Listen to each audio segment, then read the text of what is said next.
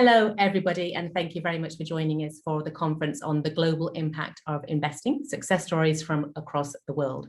This is hosted by the international data-driven non-profit project Deep Knowledge Philanthropy. Today, we will explore the present state of the impact investing industry. We will also look at success stories, as well as key strategic challenges and opportunities for translating the potentials of investing for social good. My name is Roxy Iqbal. I am the Strategic Advisor at Deep Knowledge Group, and I will be your moderator for today's talks and discussions. So moving on, investing for social good has been a strong strategic priority for Deep Knowledge Philanthropy and its parent consortium, Deep Knowledge Group. And this has been for several years now, and it will be for many more. The social sector is actively moving towards finding innovative approaches to solving complex global and local problems. The traditional methods dependent on direct financial flows and human resources are being replaced by social entrepreneurship, corporate responsibility, impact startups, and deep technologies aimed at overcoming human and natural disasters. The increasing danger of inevitable global problems, as well as the growing awareness of corporations of responsibility for both financial and non-financial indicators, formed the direction of investment of social impact. Investors are now more and more moving towards an investment criteria model that adds social and environmental impacts to traditional risk and return parameters. Deep Knowledge Group and all its branches are committed to the support, development, and advancement of deep tech for social good, impact philanthropy, and ethical investment. Our group believes that deep tech innovation is the most efficient driver of social profit, technological humanitarianism, and societal development, and that venture philanthropy is the profitable long-term investment for individuals, national economies, and humanity itself. I would like to now give the floor to Tatiana Gorzej, and she will tell you a little bit more about our organization, its mission and activities. She is the non-profit partnership executive at Deep Knowledge Group and head of Deep Knowledge Philanthropy as well. She is a social entrepreneur with an extensive background in technology, and she is working alongside top business leaders as we speak. She is an innovator, and she's extremely passionate about helping non-profit impact upon the world. Tatiana, please welcome, and the floor is yours. Hello, everybody. My name is Tatiana Gorzej, and I'm nonprofit partnership executive and the head of Deep Knowledge Philanthropy. And I would like to thank you all for gathering all tonight. And now let's talk about the company that actually has us all here and organized the event, the Deep Knowledge Group. And let me share my screen. So the Deep Knowledge Group is a consortium of nonprofit organizations active on many fronts of realm of deep tech and frontier technologies. Deep Knowledge Group has analytical subsidiaries that are leaders in analytics for deep tech industries. We have Aging Analytics Agency, Femtech Analytics, Space Analytics, and others. Also, Deep Knowledge Group runs several data-driven investment vehicles like Deep Knowledge Ventures, Deep Knowledge Financial Advisors, and others. Deep Knowledge Philanthropy is now proud sponsor of several top-tier university societies, and we're actually looking forward to adding more to this row. Deep Knowledge Venture Philanthropy pioneers several infrastructural and social impact projects. We have one of the largest knowledge and collaboration IT platform for longevity and deep tech. It's Longevity International, and we are world leader in analytics for deep tech industries. The Deep Knowledge Group is based in London, and we have several offices in Europe and also around the world. Our proprietary analytics has been picked up by a lot of media around the world, by most popular media like Forbes, CNN, BBC has written articles and published them based on our analytics. We're taking part in different forums, consulting governments, issuing books, and having beautiful events. Our company structure consists of financial activities, and if you're actually looking into investing in longevity, I would suggest for you to check out the Longevity Financial Advisors and our all other financial activities. We have analytical subsidiaries that are focused on different analytics, nonprofit and media products. Deep Knowledge Group regularly organizes open access and free of charge conferences and webinars on deep tech topics like this one, on AI, longevity, space medicine, biotech, drug discovery, and others. And also Deep Knowledge Group was a supporting partner of the inaugural International Longevity Policy and Governance Summit held by the UK All Parliamentary Party Group for Longevity, and second annual International Longevity Policy and Governance Summit. We also made a proposal to UK All Party Parliamentary Group on Longevity and response to the World Health Organization on the Decade of Healthy Aging in 2020. Now I want to talk about the brain behind the Deep Knowledge Group, our team, and especially our founder and general partner, Dmitry Kaminsky. Dmitry Kaminsky is an innovative entrepreneur and investor active in the field of longevity, space tech, deep tech, precision medicine, and artificial intelligence. Dmitry he often speaks at the events organized by The Economist, Financial Times, in Oxford and Cambridge universities, and also in UK Parliament. He also publishes books on longevity and biomarkers. Now let's talk about Deep Knowledge Philanthropy. Deep Knowledge Philanthropy is a nonprofit organization that actually employs the most sophisticated approach to analytics that is used by Deep Knowledge Group, a leader of proprietary analytical research. We produce social impact analytics. We're also helping governmental organizations create national and longevity industrial strategies. We're supporting Oxford and other university scientific societies, supporting the activities of our 10+ analytical subsidiaries, and investing in longevity biomarkers companies. And one of those companies has actually been founded recently. We have quite a plans for upcoming years, and one of the plans of our 2020 is to help governments of developing countries establish telemedicine project. This initiative will improve health and conditions in these countries and determine epidemics at the early stage. And in 2023, we plan to launch our another interesting project. It's called Academic Sponsorship Dashboard that will help people find and make relevant sponsorship of university-associated academic societies. Our African Charities Analytical Dashboard is a comprehensive analytical dashboard for African region and all countries individually with precise metrics. It has data on charity programs, nonprofit organizations, and startups in all 54 African countries, and has COVID analytics for each country, comparative analysis and matching tool for all NGOs, charities, and startups in Africa. And this is actually our flagship project. We're going to produce the same dashboard for every continent. So please tune in and join us, contribute to the dashboard. The next project that I already mentioned is our academic sponsorship dashboard. It's going to be an interactive website that will feature academic societies in different universities around the globe and the companies and supporters that are actually can support the societies and compete between themselves. And now let's talk about the theme of our most recent teaser of the report. It's the same as our event today on global impact investing. We had an overview teaser of 2021 Q4, and the report will focus on participants in the industry and the main trends and obstacles and development of the industry in the COVID-19 era. I encourage you to contribute your case study and information if you want to be featured in the report. We have actually created a mind map.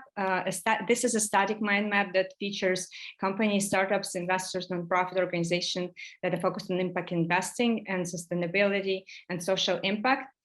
By following the link in your chat, you'll be able to see the interactive dashboard where you can find all these companies and the information about them. We had quite a plans for next year and the coming years, and we're going to be publishing a lot of reports on different social issues, and we would like to encourage you to contribute and follow us, join us, stay up to date with our reports, and we'll be happy to feature your company or your organization in one of our reports. Now, thank you so much, and I would like to welcome all our other speakers, and please follow us by following this link, and follow us on all our social media and our website, deepknowledge.org. Thank you so much. Thank you very much, Tatiana. That was really informative. As Tatiana mentioned, if you do go into the chat, which is at the bottom of the screen, what you'll find is various different links that Tatiana and her team are kindly sharing with everybody. So if you are finding that you have missed anything, then please do access those. The mind map that you've seen, I can already see that a few people have commented on really enjoying to see that, especially the mind map that we did for Africa as well. There are also all the social links in order to follow on LinkedIn and on Twitter as well. And also please do follow Tatiana on LinkedIn to follow her developments and all the various achievements she is making with deep knowledge philanthropy. So yes, without further ado, we will go on to our next speaker. And to begin today's talks, I would like to introduce Emilian Popa, the co-founder and CEO of Ilara Health. Emilian, apologies if I have got your pronunciation wrong, and please do correct me if it's not right. He is an Africa-focused investor and entrepreneur. He sees his mission as enabling people to live healthier and longer lives, and he has delivered several breakthrough technologies, and often at a fraction of the current treatment and diagnostic costs. Today, Emilian will be presenting a new model of primary healthcare and how to improve health outcomes in developing countries. Thank you very much for joining us, and you are welcome to start, and I will allow you to introduce yourself again. Apologies. All right, thanks, Roxy, and thanks, Tatiana, for the introduction. So as you mentioned, I'm in Africa. I'm actually in Kenya, spending most of my time here, but I will start, let me share my screen. I will start to tell you about what I do in Africa. So I'll start with introducing myself for the next 15-20 minutes and introducing Ilara Health, which is the company which I founded just over 3 years ago in Nairobi, Kenya.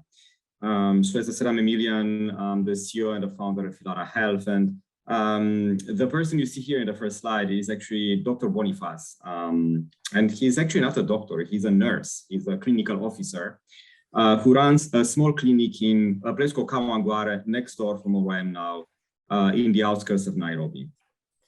Kawangware is actually a low-income settlement where most of the people live under $6-7 a day. And Dr. Boniface is trained as a clinical officer who consults and dispenses medicine tablet by tablet to patients in his low-income community out of his small medical center.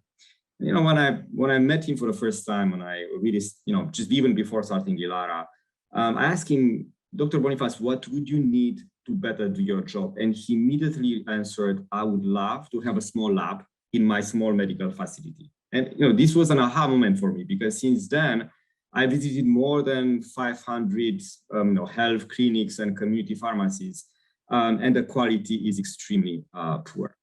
When you go to see a doctor, whether you're in London or in Kiev or in some other places in the world, in 2 in 3 cases, you probably need to do some kind of diagnostic. So, the theory says 70% of clinical decisions require some form of diagnostics, be it a blood test, be it a saliva test, be it something else. But there are more than 500 million people in Africa, which is almost half of the population today, who struggle to access or afford a simple blood test. And who cannot access and afford the blood test, and the death because of this are actually even bigger because of the quality of care, because of the lack of quality of care. So we always say that there are 5 million people or 3 million people dying every year because of the lack of access to care in low to mid-income markets, but there's 6 million people dying because of the low quality of care. And the low quality of care meaning there's no insurance, there is no proper access to care, there's no proper clinics, and no proper doctors. As I said, Africa has 1.2 billion people today. There are 54 countries, but actually at Ilara we look at 5 key markets in Africa, to serve over 100 million people, and access over 200,000 medical facilities. So Africa is extremely fragmented. Kenya itself has, if you think, 20,000 small medical facilities. So think of UK. UK has, let's call it 5,000 proper doctors and maybe 1,000 proper hospitals. Kenya has 20,000 primary care facilities, but all of them look pretty much as the one that you see here. Now, so very small, with a nurse or a clinical officer, no doctors, no medical education. So fragmentation is massive. So what we try to do at Ilara is to consolidate this hyper fragmented space, primary care ecosystem, but using technology. So we're really building what we call the Africa, primary care ecosystem for the rising middle class. I mean, the rising middle class is people who make $5+ a day, $5 to $10 a day. So it's very, very different than a rising middle class that we see in the Western world. And there's really no single solution to all those issues that I mentioned earlier, besides really consolidating the market and plugging in more solutions into the winners, the better clinical facilities, medical facilities, the ones which have the chance, because of the clinician who is a great entrepreneur, because of the location, because of the population around, those clinics will have the chance to become better clinics. And how do we do that? Right? We started 3 years ago by bringing essential diagnostics into those clinics, literally deploying what Dr. Boniface was asking, which was, he was asking, I want to have a small laboratory in my practice. We literally bring point of care diagnostic devices or portable devices, and I'll talk more about them, and place them door to door, finance them into those clinics. But we realized over time that there's way more than just placing diagnostic devices, that the need of those small, let's call them medical SMEs, right? Because they are small businesses, they need access to capital to be able to to grow their business, to provide better care, to get educated, to provide better meds. So we've started now to actually get into financing of those clinics. And eventually, this 2022 is the year of where we're going to bring a payer. So, as much as we can improve the provider side, so the clinic, if the patient remains the same poor patients who cannot pay for the medical services, we're not solving the problem. We solve only half of the problem. So the real what we do now is bringing a payer coverage, a subscription model in this network of building that they're improving, to be able to offer the patients, based on a subscription model, better access to care. So it's really the vision here is to create a platform. We want to own those clinics, but we consolidate them to create a platform which brings essential services to drive those clinics' growth and improve the patient care eventually, which they can deliver. And this is really using technology as an enabler. As I believe that we can grow the clinic patient flow, because as I said, there are way too many, but way too small, and they don't have enough patients individually. So we can grow the clinic's patients flow and value of the services provided by plugging in more financing, more education, more assets, more devices, more medical devices into those clinics, and increasing the revenue in order to allow the best ones to actually grow and provide better services.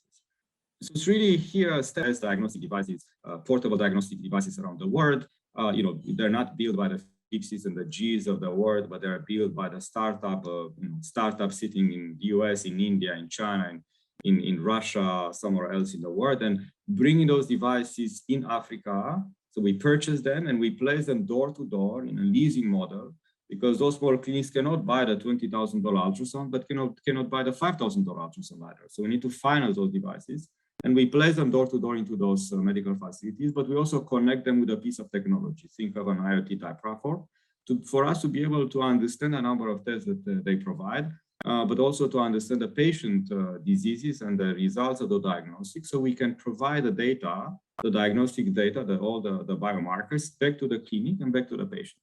And really, we talk about the basic biomarkers that those patients need to get measured. Most of the issues that they have are cardiovascular disease and diabetes. Half of the people die because of those two things.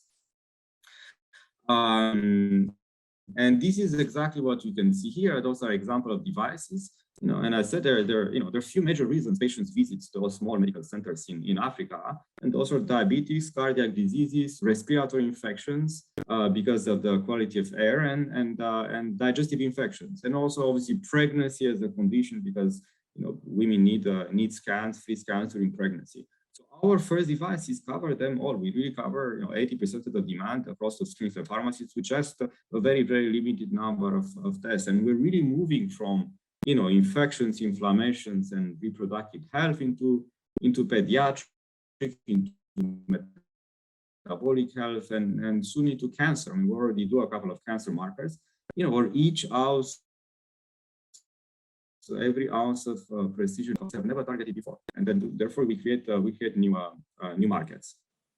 And this is and the growth that we've achieved is tremendous. We started with I think I still remember early 2020 we were in 40, 50 clinics. We're now in over 800 clinics by the end of 2021, which is about 10% of the 8,000 to 10,000 private small medical facilities in Kenya. So massive growth. And how do we really do that? Is technology. So we started to actually power and place a diagnostic device. Now we actually go and place a platform which is more an operating system, electronic medical records to be able to onboard patients and understand, and for the clinician to write these areas, but also to understand billing, which is very, very important for us to understand how much money those clinics make, so for us to be able to plug more financial resources into those clinics. End goal here, which is the phase 3. Once we've done, diagnostics, digitize the clinics, now we really understand deeper the revenue cycle of those small clinics, and we plug more services and products to be able, and eventually the patient financing, as I mentioned, to be able to really transform an average clinic into a better clinic, into a great clinic, and also transform and also allow those patients to access a better care. And we're not alone in this game. We have support we have partnerships now with pharma companies. Pharma companies want and need to provide better medication, but they have no idea where this medication can go because there are distributors and distributors and distributors. When we understand the disease areas, and we know that 50% of the people we test for diabetes markers, actually they're above the range. 70% of the blood pressure tests that we do, they are high. So does it mean that 70% of Kenyans are diabetics or have a beginning of a cardiac disease? Maybe not, but there's still a big chunk. So pharma companies love this because they can provide better and cheaper medication. Insurance companies, there is no way the insurance companies penetrate those markets. I mean, Kenya has 2.7% insurance. So it's super, super small because no one knows how to price an insurance policy. So we get data from those patients and from those clinics, so we can allow insurance companies to penetrate the market. And we also have grants from the Gates Foundation we got $1.1 million last year from Gates to provide ultrasound for pregnancy in West Kenya. And so that's a massive market. We started in Kenya, but we look at other markets around Ethiopia, Tanzania, South Africa. There's so much to do. We just need time. But going back just to kind of conclude on what I'm talking, what we drives us is actually our impact, our theory of change. And the way we look at this theory of change is we look at what are the inputs and the activities that we provide. As I said, we provide better diagnostics to unlock preventative care at the clinic level. We provide financing solutions, finally, by bringing diagnostics, we finance those diagnostics, we finance diagnostics, we finance medication, and we train the clinicians because, in all honesty, most of those clinicians are actually nurses who maybe studied some kind of medicine 10, 20 years ago, and they have, very basic understanding of the basic care. So we need to train those people for them to be able to provide diagnostics. So those are the inputs. Now, what are the outputs? What we really do that, right? We improve diagnostics capacity and capability. That's number one. We increase, very important, we increase the revenue of those clinics. And I know this is, we've talked about, non-profit earlier in the but to make this work at that level, we need to actually, everyone needs to find a gain, and many of those small clinics, privately owned, need to grow for them to be able to be sustainable because they're SME, they're businesses. We increase patient engagement and retention, very, very important. Again, there are way too many clinics. Each of them has way too little number of patients. So the winners need to actually increase their patient flow.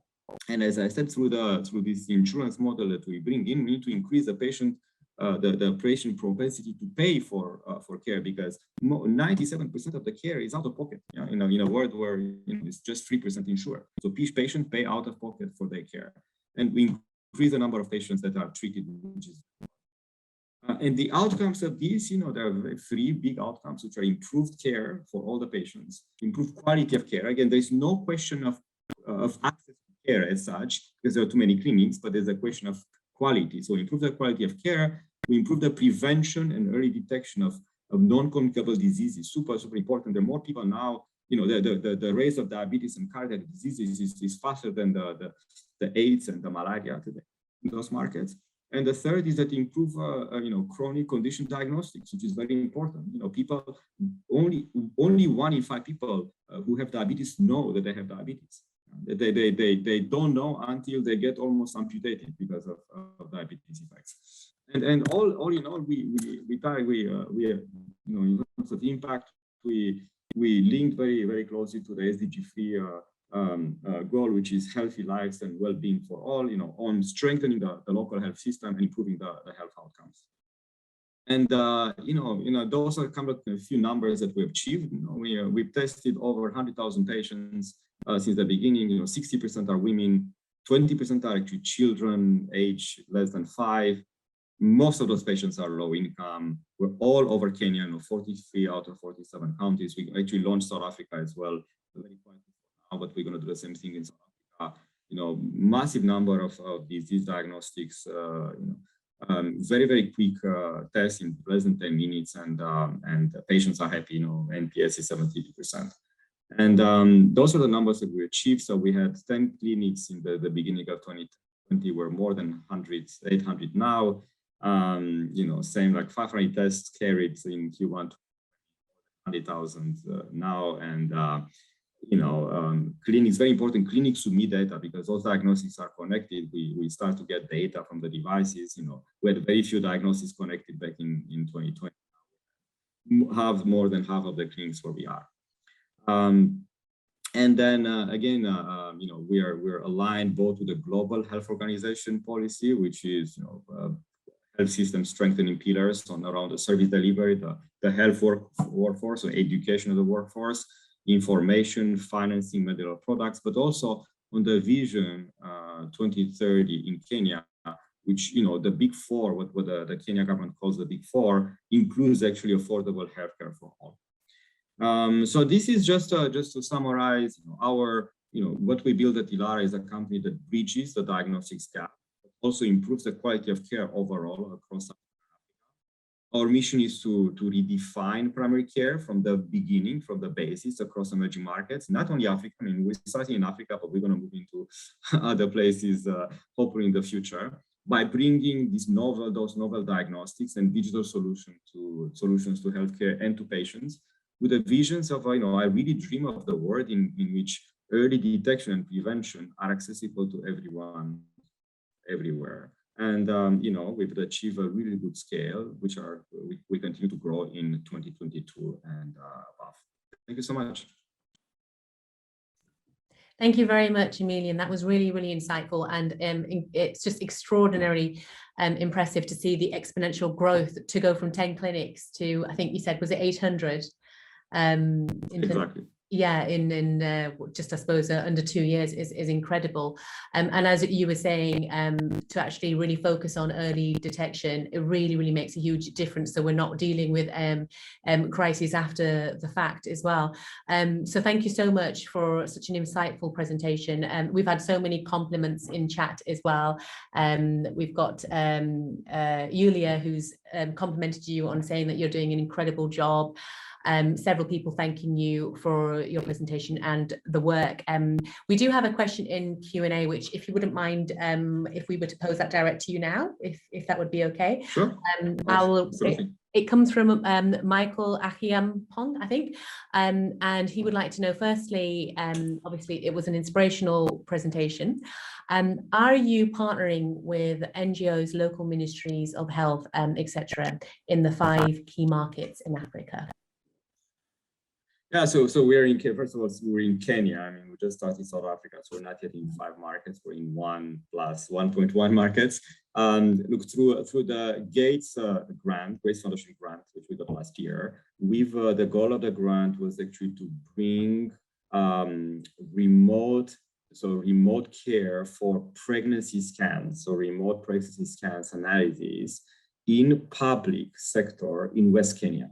So we are partnering with the public sector, not with the government as such, but with public hospitals and public clinics, public dispensaries, with the goal of, during COVID, women did not go anymore to get scanned for during their pregnancy to hospitals because people just stayed home. So our goal with the Great Gates grant was, can we bring ultrasound scans from the level of the big hospitals down to where the people live, which are those small dispensaries. So that's what we're doing now. That's remained limited to a part of the region in Kenya, but really the goal here is to, because a private case half of the care, 10,000 primary care facilities, public, it's a complex sector because there's no financial incentive. We need to go to the local counties, and it's a federal system. You need to go to each county separately. So yes. Wonderful. Thank you very much. There was another question that he did ask, which actually ties into something that you probably will get asked a lot. And obviously, given the pandemic and given COVID and just the rise in so many different variants, and obviously the topic at the moment is Omicron as well. How has that affected your work? And is it actually a focus or an area of focus for Ilara at the moment? And for example, being not just the kind of care around that, but the distribution of vaccines as an example? Look, I think COVID in general for healthcare has been, as bad as it's been for providers and for individuals, at least has raised awareness that care in Africa has been for 50 years publicly financed by public sector, by NGOs, by grants, by free money. And the reality where Africa is now in terms of healthcare, it's also a result of the way those money have been distributed and used, right? So COVID came, and then investors and governments and private organizations and public organizations realized that we need to look into changing this in a way, right? So COVID has been good for us to a certain extent, has been bad for those small medical facilities because people stayed home. I still remember May, June last year. But what's interesting is that in those markets, people are extremely resilient, businesses are resilient. If those small clinics, there are 20,000 of them and another 40,000 pharmacies, if they don't make money by the end of the day, the owner, because it's one-man show, the owner goes home and doesn't bring a bread to their kids and family, right? So they turn around immediately. There was 1 or 2 months where they lost some patients, but they emerged immediately out of it. And I still remember June, July last year, I was going to those areas, to the middle of COVID. There was people were in the street, people were working, with masks, but business was as usual because they need to do it. It's not, they can't stay home and then get government help like we would do if we were in Western Europe, right, or in North America, right? Those people need to make money. So COVID has been, we're not. I don't think doing just PCR tests is the future. I think we do antigen tests, and antigen is the new standard, and we do that in corporates. We do that for those that safely go back to work in Kenya. But again, COVID comes, and COVID came and then will go or will stay to a certain extent. People die of diabetes today. People die of heart attack. People die of cancer. No one is talking about this. Everyone is talking about COVID. Yes. If you look at the numbers, the reality, more people die in this world because of everything else than COVID, right? So I strongly believe we're not here for COVID. We're here for every disease which affects those individuals for the foreseeable future. And non-communicable diseases are actually what I believe we need to target. No, I think that is a very, very good point to make. And naturally, I think we would all automatically react to ask you questions directly about COVID and your response to COVID. But, you made a really important point earlier, which we should all bear in mind, is that COVID has come in as a hurricane across the world, and it's affected how everything is done and the delivery. And the example you made, in providing sort of ultrasound capabilities to pregnant women closer to their homes is a really good. I mean, I was pregnant during COVID, and for me, I dreaded going. I mean, and I was fortunate to have, the technology and the actual healthcare that I have on my doorstep. So I can only imagine how difficult that would be for pregnant women in less fortunate areas. And I think it's absolutely incredible that you're identifying needs that are also impacted by COVID and the actual restrictions that they put upon you and just everyday life. So I think that you're right. Cancer is there, diabetes is there, all these, people are still being affected, and all we are doing as, society and yourself as well is optimizing around that. So just a huge congratulations to the work that you're doing. Thank you very, very, very much. So now we are going to be joined by Stefan Willem, the Impact Manager at Bayer. He will be speaking on how to invest in impact without engaging in impact investing. Stefan is a social entrepreneurship and social innovation veteran. He's got over 10 years experience of professional experience, I should say, in the sector, and a passion for impact measurement and impact management. Before joining Bayer Foundation, he helped build a Scale 2 award-winning social impact startup in Germany, Colombia, and Mexico. And he also worked there as a senior consultant for CAF and the development back of Latin America. At Bayer Foundation, Stefan is responsible for the social innovation program portfolio with a specific focus on impact ventures in sustainable agriculture and access to health. Thank you very much, Stefan, for joining us today. The floor is yours, and I'm very, very interested to hear what you've got to say. Thank you. Well, thanks for the warm welcome, and I'll just start by sharing my screen. So maybe just picking up from Emilia, and actually, I think this venture is one of those that we would be investing in, right? Or that we would be giving money to as Bayer Foundation, because it's scalable, because it has a model function, because it is in the specific target geography that we're active in. And I've seen one device on one of the slides that I recognized from one of the past portfolio organizations that we actually supported, which was iBreast exam, the little device for a remote breast exam, tactile exam of the breast, which is a partner organization of ours. So we can see that this stuff works, and it was very inspiring. So thanks for that. I think it's a really good segue into what I'm going to be talking about. But first of all, I want to set the scene a little bit, and I took this somewhat provocative title just to clarify from the very beginning what Bayer Foundation is doing as Bayer's corporate foundation. It's an umbrella brand with a variety of legal bodies under it. But what it does is it gives grants, because before German tax law, under the German tax legislation, impact investing by not-for-profit organizations is very difficult. So this is why I'm saying we do invest in impact, but we do not engage in the impact investing as per its definition, which is something we would like to do, which we are trying to find ways of doing without having to go the classic venture way. So just to give an overview over what Bayer Foundation actually does. So I'm representing Bayer Cares Foundation, which is the legal body that carries out the social innovation program portfolio of Bayer Foundation. We have two main areas of activity. One is the science program with science awards, STEM programs, early excellence in science awards, university collaborations, and so on. And the other one is the social innovation program portfolio, which I am responsible for, together with a number of esteemed colleagues, of course. And so what we do is basically mirror Bayer's overall sustainability agenda, which moves in the intersection between sustainable agriculture, access to health, and improved nutrition, and also includes, to a degree, environmental aspects and the impact that our focus areas have there. And the vision of Bayer Foundation is to catalyze advances in social innovation for a world with health for all and hunger for none. So I'm assuming here that everybody is familiar with Bayer's overall area of activity. I represent Bayer Foundation and its program portfolio here.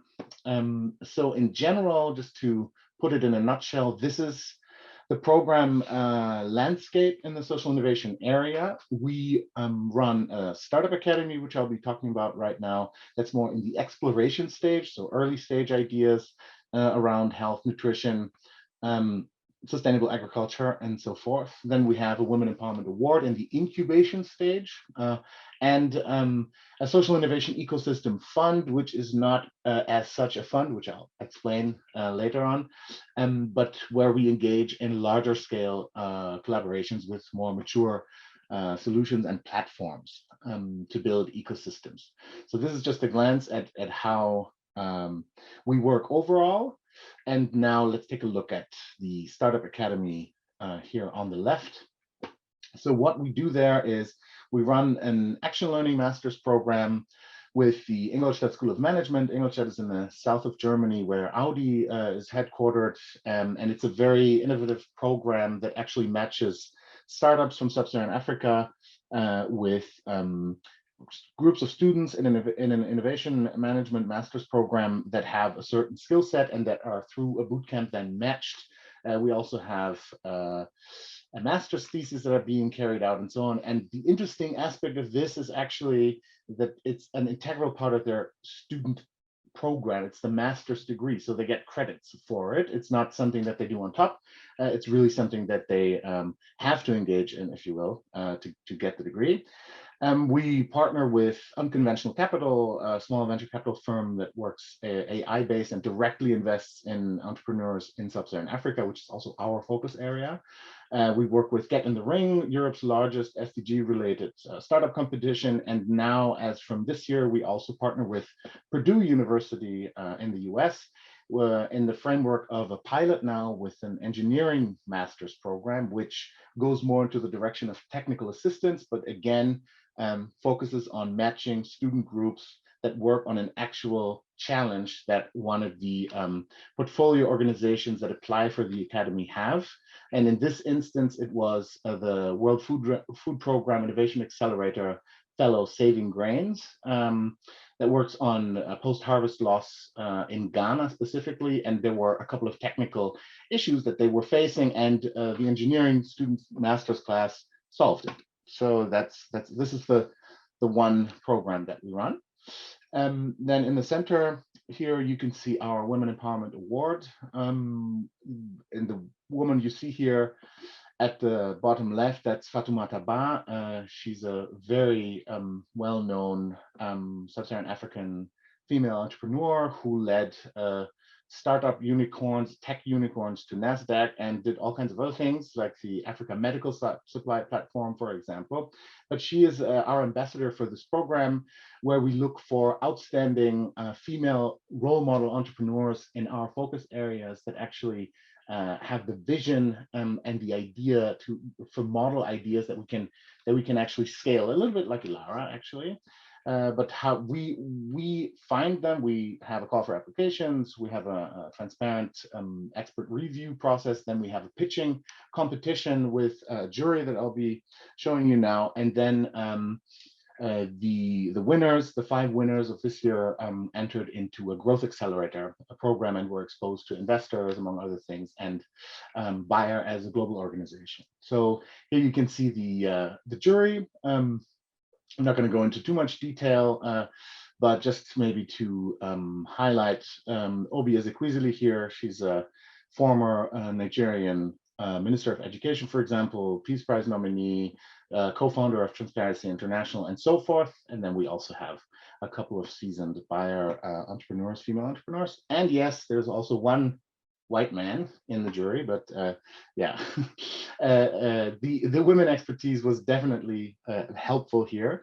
So we received some 400 applications, 95% of which actually came from Sub-Saharan Africa, which was also our goal.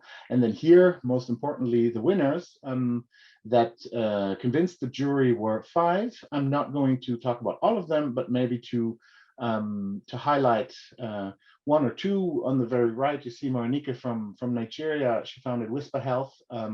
And here you have a shame-free information platform on sexual health.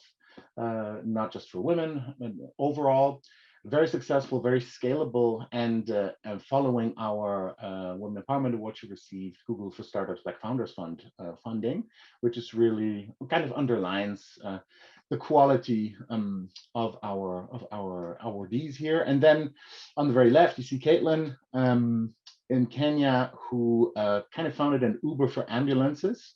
And I think she managed to make response times to a dispatch center drop from 3 hours to 8 minutes in and around Nairobi, which kind of speaks for itself. So that's the type of entrepreneur that we support here, that we're looking for. And then on the very right, you see our Social Innovation Ecosystem Fund. And I said in the beginning that it's not an actual fund because we don't do investment with a return on investment, but we invest in the impact potential of ventures, of platforms, of ecosystems. And that's since 2019, for 4 years, we have an overall budget of 20 million euro committed by our foundation. And just to give you an overview here, we have the same focus areas only in sub-Saharan Africa: sustainable agriculture, improved nutrition, access to health, and empowering women and female leadership within planetary boundaries, of course. So what we did here in the first and second cohorts, this is an overview, but just to give you maybe one good example from here, and then we'll be going into detail on the Mercy Corps AgriFin collaboration. So if you look at the right, you see Sanku in the middle. Sanku is a maize flour fortification initiative that actually works with small-scale millers in Tanzania, and now will be, with our help, hopefully expanding. And what they do is they built a dosifier, they invented a dosifier that adds nutrients to the grinding process. And they invented a business model by which those bags of fortified maize flour are sold on the markets at no premium. So especially women, pregnant women, get necessary micronutrients without having to pay more for them. And it's a scalable, completely digitized solution because all of the dosifiers are interconnected. That's one example. Pula on the left, you see it's a micro crop insurance initiative. Then we have a number of others here. Access Afya, also from Kenya. It's also a social franchise for high quality clinics. So that's the type of venture that we're working with. But why I explained that we do invest in impact without impact investing is probably best explained through the Mercy Corps AgriFin collaboration that we engaged in. And Mercy Corps is probably known to most of you. It's a large US American NGO. They have a platform that is called AgriFin. And what AgriFin does basically is it unites some 130 to 150 partner organizations on a platform that digitize services for smallholders. So be it access to mobile banking, be it micro crop insurance, be it any other of the two examples that I'm going to explain on the next slide.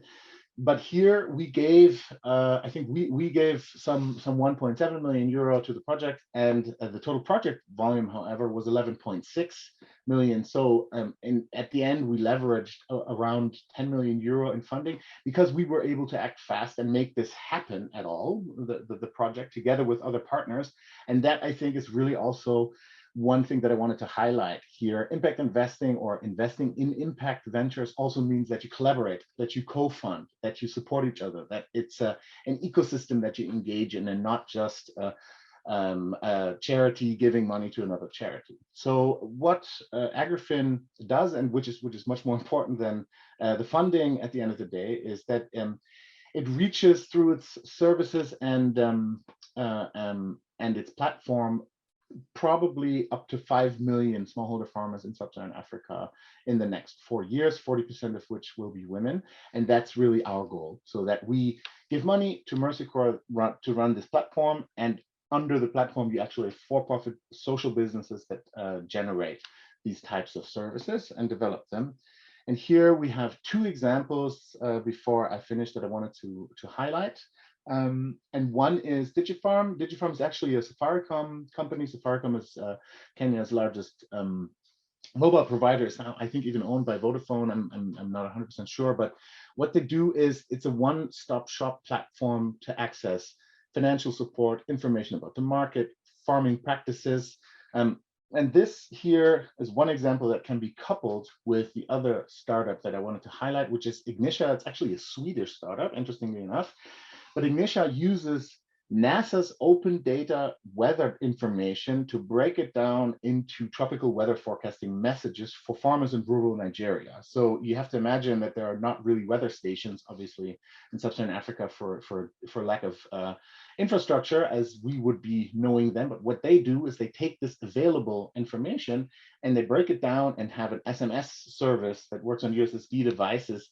And they've so far sent out 220 million of those to rural smallholders in Nigeria. And this, I think, are two examples that very much describe why we engage in funding a platform like this to create an ecosystem that then provides these types of services to, at the end of the day, enhance the yields, enhance the security, enhance the capacity building and information and income of vulnerable populations across the global south in sustainable agriculture, but connected to it also the healthcare system, which is this year, in 2022, actually our focus.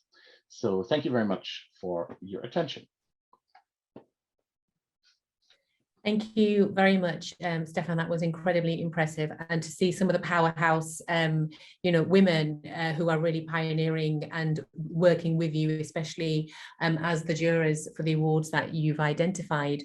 I think that last statistic really did throw me a little bit in a good way to actually see that. I can't remember the actual number, but there was substantial number of farmers that are actually benefited, with 36% of them being women, which is quite incredible, and I'm hoping that number will grow exponentially. How has that number varied over the last sort of few years, and is that quite static, or has that increased quite a bit? And if so, why would you say that? You mean the percentage of women as farmers? I mean, it really depends on which perspective you take here, because if you take the reality of it, that is that 80% of the entrepreneurial activity across sub-Saharan Africa is driven by women in general. So women are much more likely to be entrepreneurs than men, but they are much more likely to not get funding also in comparison, because if you look at venture capital, 95% of venture capital is given by men to men.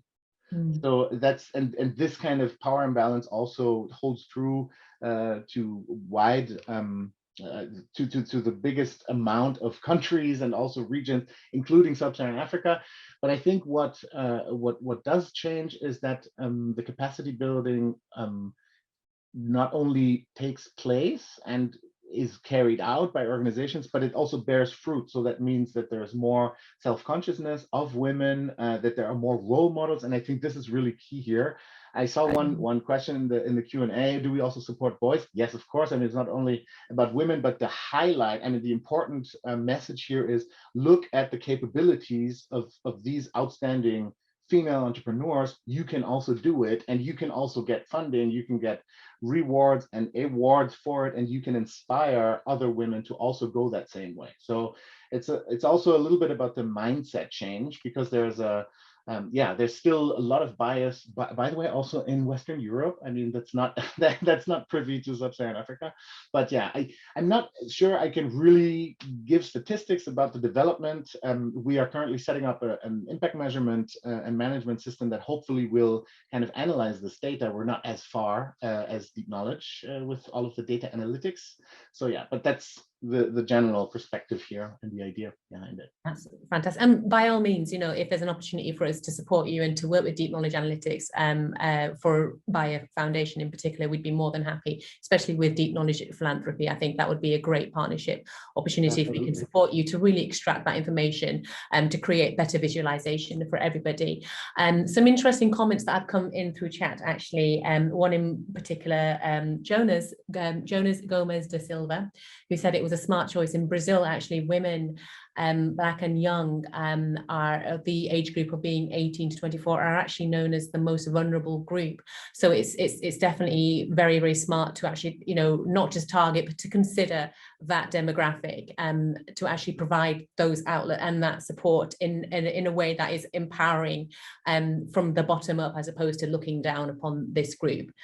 So, absolutely congratulations to you and your team at Bayer Foundation. And there was another question from Alexei Kresnov, who had a couple of questions. One in particular, which I think would be quite interesting to discuss, is, how is the government supporting what you're doing? And also, how is that work being coordinated between sort of these organizations and donors as well, especially in your sector? Is that through the government? Is that the UN? Or that really depends on the actual engagement that we're talking about. Of course, we also do work with government entities or quasi-government entities. For example, on a German level, with GIZ. GIZ is the Agency for International Development Cooperation by the Development Ministry, was mainly funded by the Development Ministry in Germany.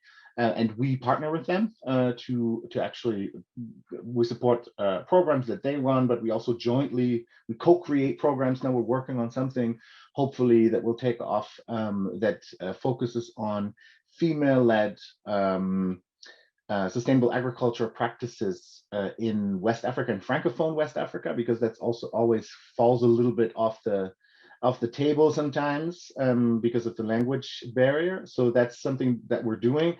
And the German government in and of itself, we just had elections, so let's see where it's going now. But of course, in general, there's a lot of support. We also work with organizations like the World Food Program, for example, from the UN, as you saw through Sanku, the Innovation Accelerator. Bayer Corporate Giving supports them, for example. They have a partnership. And we also work with other multinational organizations like the World Economic Forum. They have a COVID response alliance for social entrepreneurs. That's something that we engage in. So yeah, on that level, I definitely do. Yeah, and it's generally positive. So that's what I can say. In terms of the reception or the interaction, would you say? Both interaction and reception. Interestingly enough, of course, we're all, I think, aware of the dire straits that Bayer has been going through in terms of public affairs recently, post-Monsanto acquisition and so on. But honestly, on a foundation level, that has not been much of a question, because of the sincerity and the transparency that we're engaging in those partnerships with. So first of all, it has nothing to do with the other, but second of all, also the reception is very positive, because it's all about the actual result. It's not about us making a name for ourselves. It's more about supporting what works so that we can actually generate results, and then those results shine back on us eventually. That's the idea. Okay. Wonderful. Thank you so much for that enlightening presentation. And just to find out a little bit more about what you do. Next, we will listen to Bora Pola, who is the co-founder of All Impact. All Impact is a venture philanthropy and impact investing boutique based in Zurich, Switzerland. And it has the approach of impact first and impact investing, and to mobilize the funding flow into purpose. It is funded and run by the married couple Salom Fassler and Bora Polat. Apologies if I mispronounced your partner's name, apologies.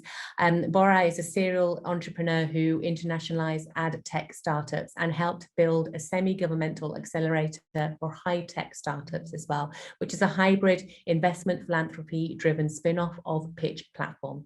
Bora is specializing in AI startups and focuses now on venture philanthropy and impact investor. His wife, is it Salome? Salome? Have I got that right? Yes, Salome. Salome. His wife, Salome Fassler, is a social entrepreneur with experience in the public sector, media and PR agencies, and experience in academic environments as well. She worked at an international trust and with a family office, coordinated NGOs worldwide, and focuses now on venture philanthropy and impact investing. Today, we will hear the joint experience of revolutionizing the impact investment industry and learning about the scalable impact formula that they have found out. Bora, Salome, please feel free to start whenever you are ready. Very, very interested to see what you've got to say. Hi, everybody. Hello.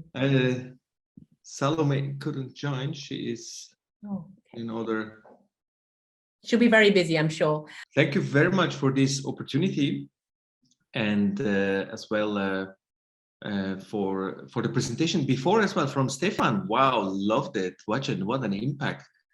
I see, Stefan, we have some touch points. I saw some logos. We are working as well together, like the GIZ and everything. So I think we should go and connect afterwards and see what we can do in your field. My name is Bora, as you heard from Roxy. Thank you very much, Roxy, for this lovely introduction. As you heard, we are in venture philanthropy. Salome and I, we're a couple. And with All Impact, this is our venture philanthropy impact investing arm. This is, I just put it into the presentation because this was published yesterday, an interview with the philanthropist. I'm happy to share it in the chat afterwards if somebody wants to read it and like or share it. I can put it into the how do you say, chat function afterwards. Salome and I co-founded All Impact. Salome used to work, as you said, in a trust and worked with many NGOs. She got as recently asked from a family to manage multiple foundations with a few €100 million capital. Not allowed to say the name of the family, but she said, "Hey, we have to focus on impact first. So everything we do is always impact first." And at All Impact, with our venture philanthropy, we solely use our own private capital so far. We use it for projects like schools, like women cooperatives, like horses in Cuba, and environmental projects. And as I mentioned in the beginning, our approach is always impact first. And what we do with impact first is always scalable impact first. So just impact alone is not enough. It should be scalable. But you hear the word impact, venture, philanthropy, and other words all the time. This has a quite broad definition, in my opinion. In the one hand, you have the investment. In the other hand, you have the philanthropy arm, like foundations, like we heard from Stefan before. In the impact, or like not the impact, in the investing part of the spectrum, it's usually about an ROI on if there is impact, it's nice, but if not, it's okay. And it's for the ones which are classic only return-driven investments, they often prioritize business interests over human needs and environmental limits. So that's why this is amazing that we have the philanthropy part on the side. And with the years, it changed that we say, hey, not just invest in everything which brings return. And then we got the ESGs. The ESGs was about don't do bad. So invest, but don't do bad, please. And then with the time, we got the SDGs, which were not just don't do bad, but start doing good as well. So then you have like the spectrum from investing, philanthropy, from philanthropy to venture philanthropy, from investing to impact investing. So you have like a whole spectrum. And if you see it from the perspective of an investor, then you have to take the hat of the investor and see what do investors basically do, or people who have financially the financial capital to move something. They have like tons of projects. They have many people approaching them to invest in projects, in startups, in blockchain, in visionaries, in stable businesses. They could just leave the money on the bank and everything. So everybody is trying to get something into the mind. That's why the impact investing and venture philanthropy part are super interesting, because then you are not just an investor, you can do something good. In the impact area, which happened a little bit as well, is that some people invest because it's now very hip and modern to do impact investing or sustainable investing. Some people do, let's say, rainbow washing. So this happens as well, so that the people are investing, and it's more like an ESG, so they just don't invest in bad things, but invest, and they hope that, and that they say this is like impact investing because it sounds cooler than just being an investor. On the other hand, we are more towards venture philanthropy, where we say, hey, it's not just foundation, like it's not just a grant, it's not free money, it's bind to something. Like, for example, I mentioned before here with, for example, with the horses and everything. We have some people in Cuba with the project, and it's bind to something. I'm going into a project. I'm going into one of our main projects afterwards in a second. This graph I borrowed from the European Technology Chapter, where we are members too, and this should show again the thing what I showed before with the investing in philanthropy or philanthropy area. Now we go and say, hey, how can we do real impact? How can we create scalable impact? And if you want to do scalable impact, then you have to do it on a systemic level. So you have to align the interest of all those different stakeholders. If you want to change something in a certain country or in a certain industry or branch, you have to align so many people. And then to do that, you have to get the policymakers. Stefan mentioned before as well, like in Germany, there were elections. Before and after elections, the whole focus of doing good could change immediately. It could focus on completely something else. And so you have to align a lot of the people. So you do positive lobbying with the governments, and to align them, you do a lot of kindly nudging the people towards the direction you want to have them. So in a more focused area. At All Impact, we said, hey, our formula is we have to create impact, scalable impact. Therefore, we have to get the capital and use the capital as efficient as possible. As Roxy mentioned in the beginning, Salome and I, we are serial entrepreneurs. We were in different industries. We have seen many different type of people, from the private jet area, supercar area, to very social projects, to technology companies, to accelerators, startup accelerators. So we are a lot in the startup area. So we said, okay, we have to, it doesn't matter what we do, it has to be scalable, it has to be full of impact, and we have to bring it to a next level. Therefore, we use a lot of technology, we use a lot of education, and we use much more community. That's why the square, community plus square. Technology enables the scalability. So with technology, you can be much more efficient. You can optimize the processes. With education, you can bring education into a community of people, which then accelerates. I can give some examples in a second. And the community is, we have seen this in a couple of projects. The community aspect is so underrated. This is something which gives the real boost to everything. The community controls itself. The community brings itself forward. The community is the best marketing tool. So you save in every aspect.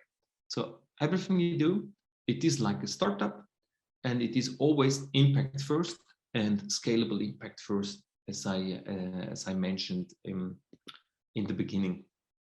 The project I'm going to talk about is one of our main projects, which is Valeriana. And Valeriana is a project here in Switzerland. It started here in Switzerland with to bring the society closer together. So we have like the local populations, let's say it this way, and the immigrated population in the other hand. So we thought about how to bring those people closer together, have the touch point, so that they connect better with each other. And it happens almost by itself. We got about the people on the immigrated side. We got in through work, and on the local population side, we got them in through services. So what we do is we get immigrated women with immigration background here in Switzerland through work into our community. The work is mostly household work in the beginning. We have different services here. We got them in through the work. We tell them, hey, do you want to work? Do you want to earn money? They say yes, and then we say, hey, look at this. You will get 20-30% more salary. And they say, wow, why? And then we say, yes, because you deserve it, and you deserve actually much more, and you're going to be insured, which is not that the undeclared labor is still high in every country. Undeclared is like people are not registered officially. It's kind of black market, where this is in the household sector, like over 75% is working undeclared. Over 75%, like this is a huge number in Switzerland alone. Though, like we're talking about millions in Germany, Austria, and other countries. If you just check how much social tax money is not getting paid, how many people are not insured, how many people are for their pension, how they are not secured, which is this is like really sad if you see that. So we get the people in and say, hey, work, you get the 20-30% more salary, you get insurance, you get education. We give multiple times a week language classes.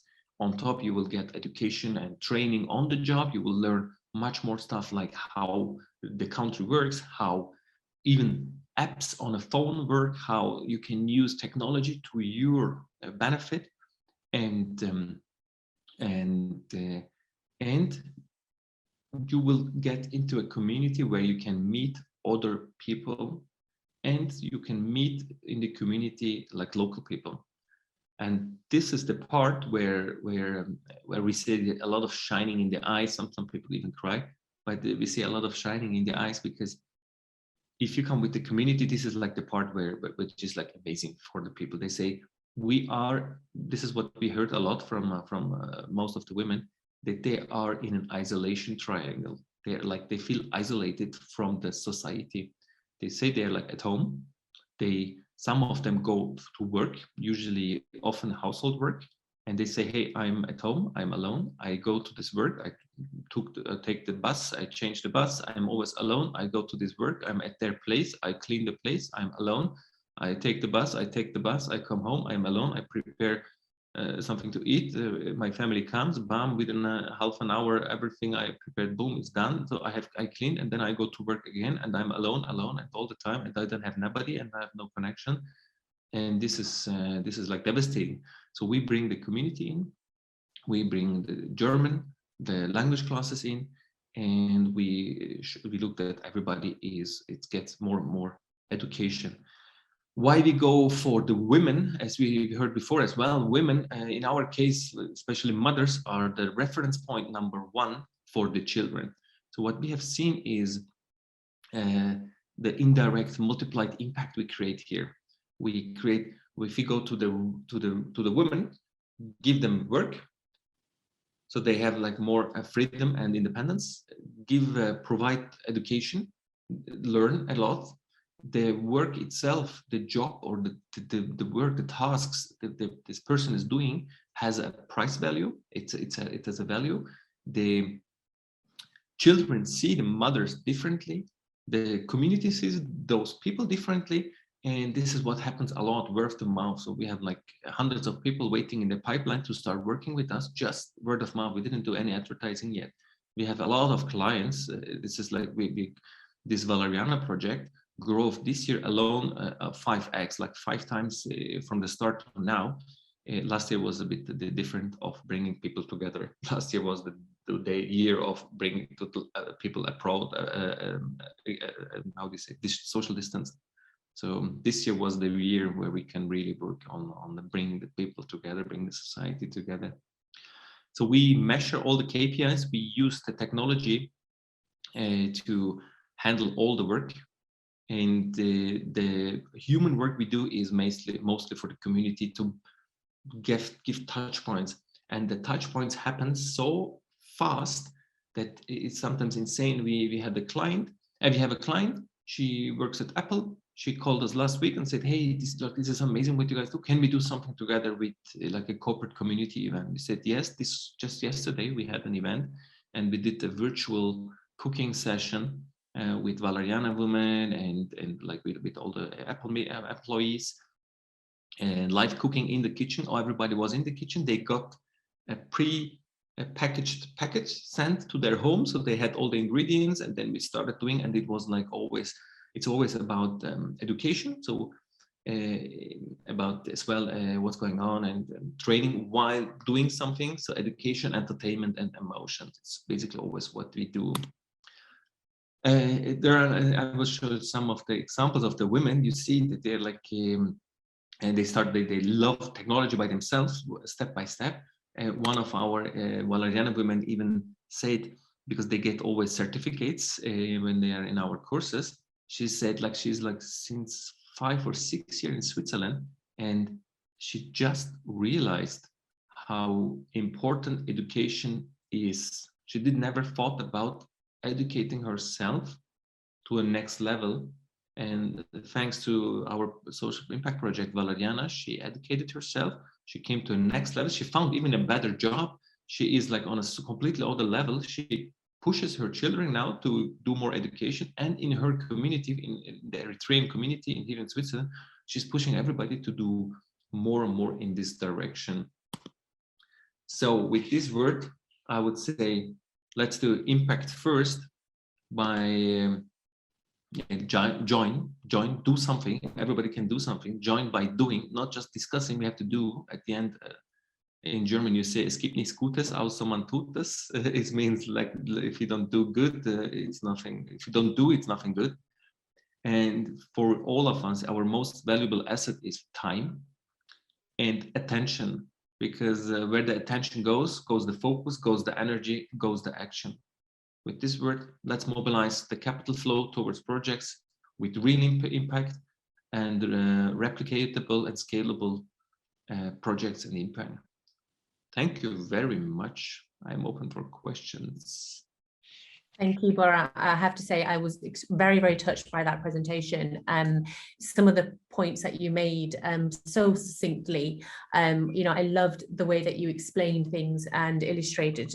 You mentioned that community is the best marketing. And it is completely true. To consider what you've done so far is simply because of the success. And that is incredible, purely down to the fact that communities will trust their peers. And if you were to go into somebody's home trying to promote the service and what you're doing, they might not be as interested, but to have somebody that they know and that they trust verify that for you gives you that sort of seal of verification and that trust that I think you have to build to allow yourself to engage with service users. Absolutely. So community is the best marketing, is clearly succeeding and working for yourself. And also the explanation that you gave, I think what personally really touched me was when you talked about the isolation triangle. Oh, yeah.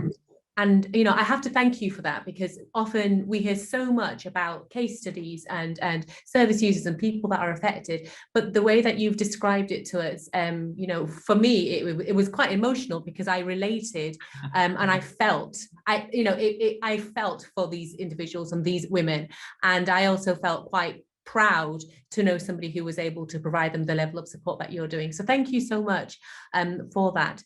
While we're on the topic of the level of support, I would like to ask, in terms of that isolation triangle, do you provide any sort of emotional or psychological support for a lot of the women who are struggling, obviously, in this isolation triangle and with their mental health? Is that something that you are able to provide? Oh, thanks for the question. Yes, we do that. Actually, I myself am a political refugee, so I relate totally, because I saw it from my mother, and that's why Salome started all that, because she saw how it is for my mother, and she said, "Hey, how is this even possible that such a skilled woman doesn't find a job, or she's like an invisible part of the society, because this is idle capacity?" And then we started doing stuff, and then from that it grew very fast, and now it's growing at super speed. And one thing we do by ourselves, and we have volunteers who are starting next year with mental speaking sessions. Let's say it this way: it's not really mental health; it's about speaking sessions. And especially, we meet all of our employees, our women, our Valeriana women, every week. They're coming every week to our office. We have every week a touch point, And we see even like how they are proud. This is amazing. You know, you see on their WhatsApp and Telegram profile pictures, they have like the Valeriana logo, or like they're together with other Valeriana women they never met before, like, you know, in the community. Even after 10 minutes, they're already hugging each other, they're holding hands, they're like making jokes, and it's so amazing to see all that. And next year, by the way, we are going abroad to Germany, Austria, and Ghana. We are going to start a pilot project in Ghana, and we got asked as well in Uruguay and some other countries. So we're going to expand next year. Fantastic. I mean, I can actually already see from chat that there is somebody who's joined us from Ghana as well. So it'd be really good. I think his name was Abdul, I believe. Apologies if I got that wrong. So it'd be really good to have, you know, his feedback as well, and how he thinks that will definitely impact upon his community and, you know, the women, the caregivers, the mothers. And, you know, it's inspiring, I think, is the word that we're all thinking of at the moment, to hear everything that you are doing and to provide that opportunity and that outlet for so many women, you know, young, older mothers, to be able to talk and to actually build that sense of community with each other.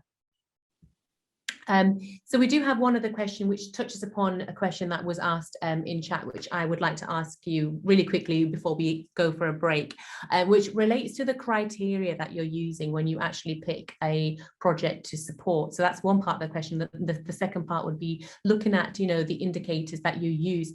If you prefer the question that is in chat, you can by all means type an answer to, so everyone can actually read it there. But I would definitely be interested to learn a little bit more about the criteria that you use when you look at a project and you select those. At the moment, it's mostly social impact projects, and the impact is first. So, and what we do is we bring a business model in it. So it should be a kindly nudging. We call it kindly nudging. The business model should push the people towards the goals we are looking towards, the soft KPIs and KPIs we are looking, the impact KPIs. And then it should be scalable and replicatable so that we can replicate it in other countries where the need is there. Wonderful. And so far it's just our money by ourselves, like it's Salome and my own capital. So we're gonna open up next year maybe to get more capital in it, to do more stuff. We already started with people like Stefan's similar organizations with GIZ, for example, in Ghana. They are like in contact in. There were a couple of people from different African countries a couple of weeks ago here, Rwanda, Nigeria, Kenya, Tanzania. So we're going to do some projects in these areas as well, and in Latin America. Wonderful. Thank you very much. And I do hope, you know, obviously, you know, this conference acts as a really good platform for you to engage with other people who might want to engage and to work with your organization in any way, whether that's to support. And, you know, I hope you will also be available to anybody who would maybe want to ask you some questions about doing something similar where they are as well. So thank you so much for such an inspiring presentation. It's wonderful to meet you. It's a shame we didn't get to meet Salome, but I do hope we will have that opportunity in the future. And I think now let's have a short break if everybody is okay with that, and if you wouldn't mind.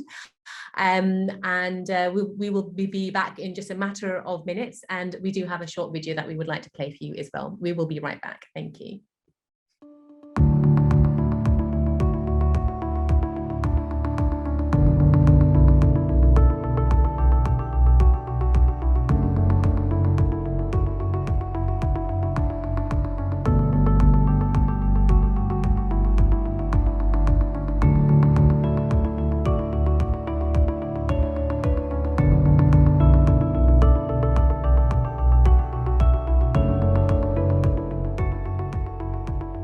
I would like to introduce everybody today to Zach Organian. He is the co-founder and CEO of G7G.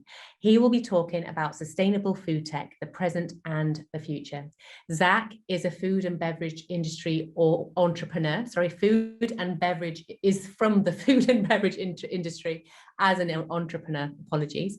He has over 12 years of experience in brand ownership and international development. He is a director of Kinahan's Whiskey Company, one of the world's oldest and most innovative whiskey brands that he has helped to rebuild. He is also the CEO of Geneva-based G7 Group. G7G is focusing on transforming the world's heritage brands, powering them with leading technologies for next generation of consumers. Zach, very eager to hear your ideas. The floor is now yours. Thank you, Roxy. We certainly have not met, but it's kind of a sign of these times, isn't it? Everybody knows each other virtually in the past couple of years, but nonetheless, but thanks very much. Thanks for the opportunity. We are delighted with the opportunity to present our vision. What we are doing is we're probably one of the first in our industry to take this approach. And clearly everybody's talking about impact today. And what we are creating is a model which allows us to have impact virtually at every level of our progress. So generally speaking, we are a food tech business. Our core focus is manufacturing. And traditionally speaking, our business model is a manufacturing business, which is focusing on creating premium beverages. The approach we've taken, however, is a very different one. And whilst I'm going to focus on three different impacts that we are focusing on as part of our progress, perhaps the biggest impact of all is the fact that we are creating a group of companies which is focusing on preserving heritage. So the brands that we are building are brands that are going to be ready for the next generation of consumers. So one of the to kind of explain the impact that we are making, I probably have to set the scene a little bit and tell you about the progress of food and beverage industry and the evolution of this industry. Basically, for many years up until the start of this century, the food and beverage industry was very much a mass industry. So we had multiple large companies producing and mass marketing products. These products were predominantly price-based, not quality-based, and not traceability and authenticity-based. And then slowly, as the consumers' purchasing power evolved, the educational level of the consumers evolved as well. Everybody moved into more of a craft kind of segment, regardless of the type of product. So in our case, it's obviously premium spirits, and started focusing more on quality. And then slowly, the quality evolved into originally luxury, but then really what it ended up being is kind of lifestyle products. So people started to consume products for their lifestyle value, for their cultural value. And this is kind of still one of the biggest segments of consumers today, is people that are consuming products not specifically for their quality, but more for a lifestyle value. And then what we're seeing is happening is the next generation of consumers are going to be moving towards kind of digital field, and they're going to start consuming products for their technological. They're gonna start consuming technological brands. So and with that, what we're seeing is an incredible risk and a threat of heritage brands effectively disappearing, because one of the biggest problems in our industry is the disconnect between the tradition and innovation. So what we're seeing is brands with incredible heritage, incredible craft and legacy are not able to communicate themselves and transition themselves into the next generation, because the next generation of consumers are consuming brands and discovering brands very differently. So what our group is focusing on today is creating a model which does not exist at this stage to allow heritage brands, in some cases luxury brands too, to transform themselves without losing any of the heritage, any of the authenticity, but to transform themselves for the next generation of consumers. So some of the things that we're focusing on, of course, is I'm sure you would have all heard of things like metaverse, augmented reality, virtual reality. So these are the things that we're building right now, because what we're seeing is in the next 10 years, heritage brands that are not able to sustain high-tech leading technologies are simply going to end up being a manufacturing kind of core of the whole chain of process. So the ability to rewire brands and businesses technologically right now is probably one of the biggest focuses that we have. So we work on creating augmented reality, virtual reality, metaverse as part of communicating of our brands. But ultimately, all of this together, it might sound very complicated, but really the core of it is we are trying to ensure that we are able to preserve the real authenticity and the real legacy behind brands that existed for generations. So the example that we're going to make, and it's probably going to be much clearer to you when we talk about this specific example, is the Kinahan's whiskey brand. Kinahan's is one of the oldest whiskeys, and in fact is one of the first whiskeys that started to mature the liquid, because originally whiskey was not being matured, and so it was always an innovator in the industry. So the risk to this particular brand is the fact that this legacy, the many generations of evolution, is not being kind of communicated to the next generation of consumers. And then, so as part of our model, obviously and here's where I'll mention some of the impacts, very specific impacts that we're making. The whiskeys are predominantly made with the use of wood. So obviously it's a distilled liquid, but then for us to turn it into whiskey, we use wood. And unfortunately for the planet, the main wood that is used in maturing whiskey is oak.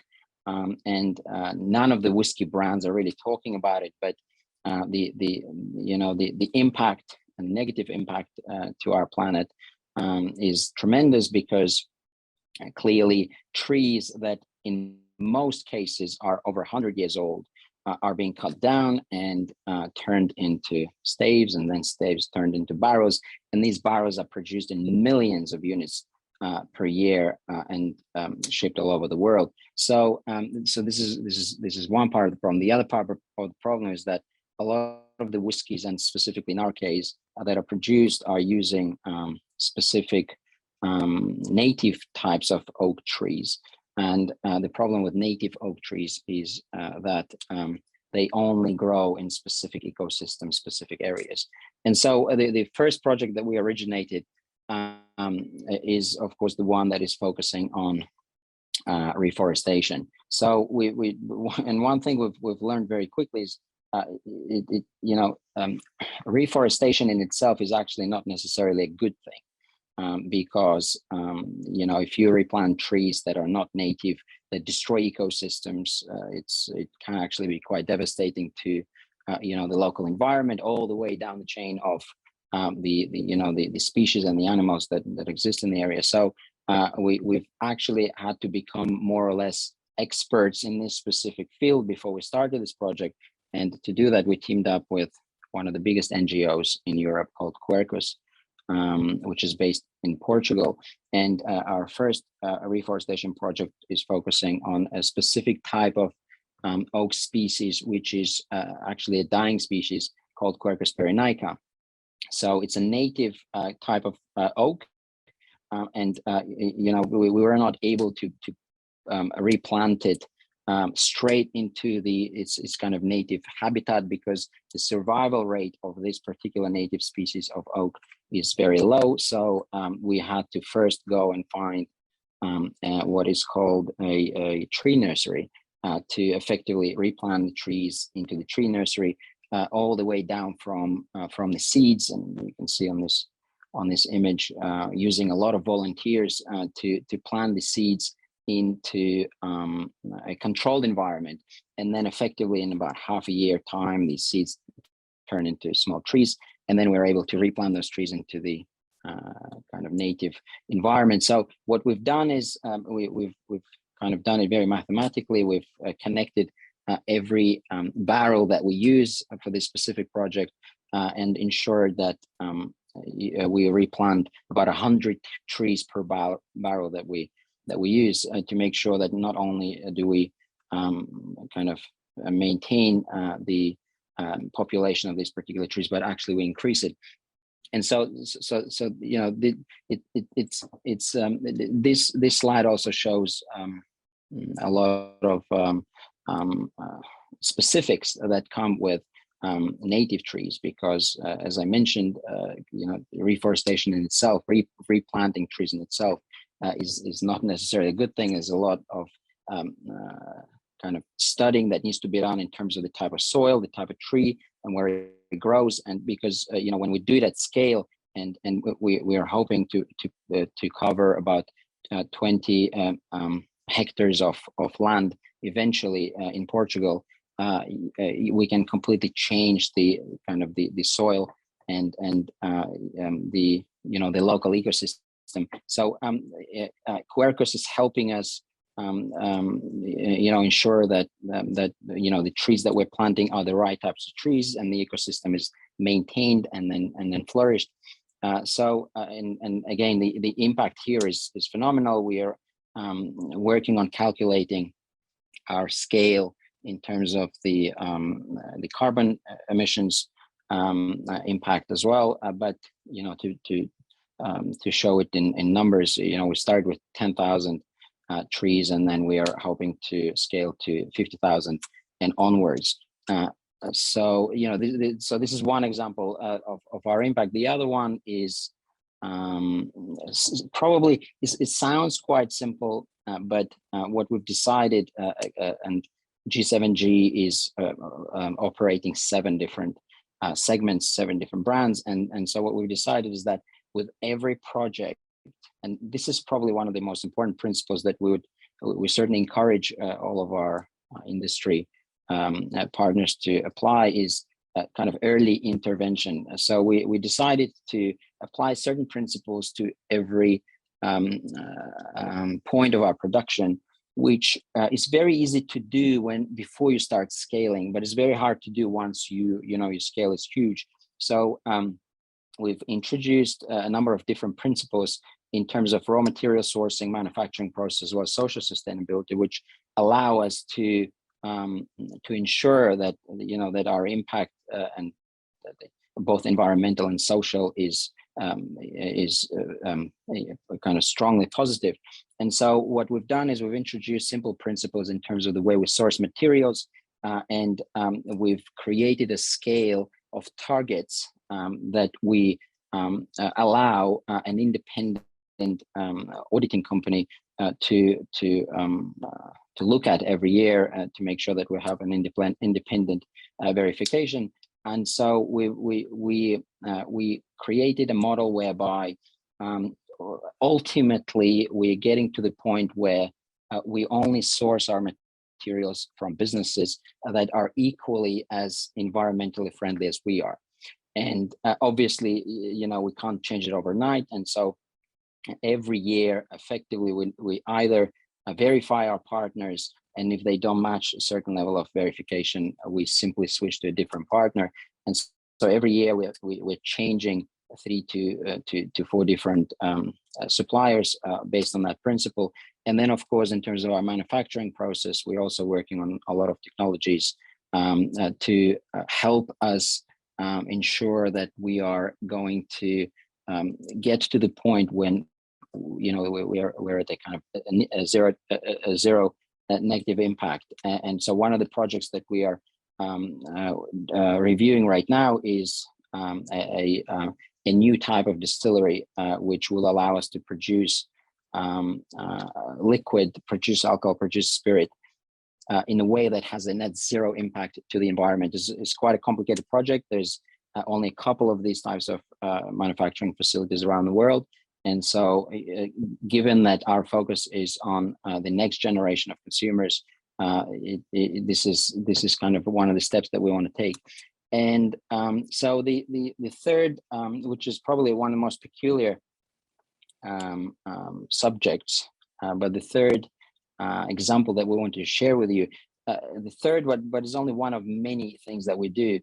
But given that metaverse is quite a buzz right now, we thought it'd be appropriate to also share with you what we are doing in that direction. So using Kinahan's brand as an example, with G7G has created the whiskies industry's first metaverse, which was launched recently. And one of the focuses of the metaverse is to introduce virtual human ambassadors. So for those that might not know, in the brands industry, one of the biggest vehicles to brand building is brand ambassadors. So effectively, the way it works is we have brand ambassadors that are located in different parts of the world, introducing and representing Asia, Americas, Europe, and then obviously for them to be able to have an influence on the brand building, they have to travel, and with travel, of course, comes a tremendous amount of consumption, a tremendous amount of waste, a tremendous amount of carbon emissions. And so what we've done through our metaverse is we've created a virtual human ambassadors, and we are currently working on making them AI capable, which means that regardless of whether you're in Hong Kong or Moscow or New York, you'd be able to receive the same amount of the same type of quality, the same amount of information on the brand and education on the brand as you would if you were part of a certain event, allowing you to taste the product and learn it. So with the digital, the virtual brand ambassadors will effectively replace the human brand ambassadors over time. And we've been working recently on calculating the incredible impact that it's going to make on the positive impact on the planet in terms of the CO2 emissions, in terms of waste, water, food, and waste, all sorts of other waste. It does sound a little bit, it might sound a little bit futuristic, but the reality is that this kind of future is right around the corner. I think is a lot of the brands are underestimating it. But most importantly, in terms of the impact, we find incredible differences, and we're currently working on a case study which we are due to launch and release in the next week or so, which will show a combination of all the things that we're doing and the impact that we're doing as a result, as a total sum of all parts, to show really the how the model that we are introducing in terms of brand management, which on the one hand preserves heritage, which is a really hard task, but on the other hand also creates a model which can be applied. In our case, this is heritage spirits brands, but it can be applied to any brand or a collection of brands globally, and the model that allows you to manage brands in a way that is extremely sustainable and has a positive net impact. This is our this is what we're focusing on. This is our impact. Wonderful.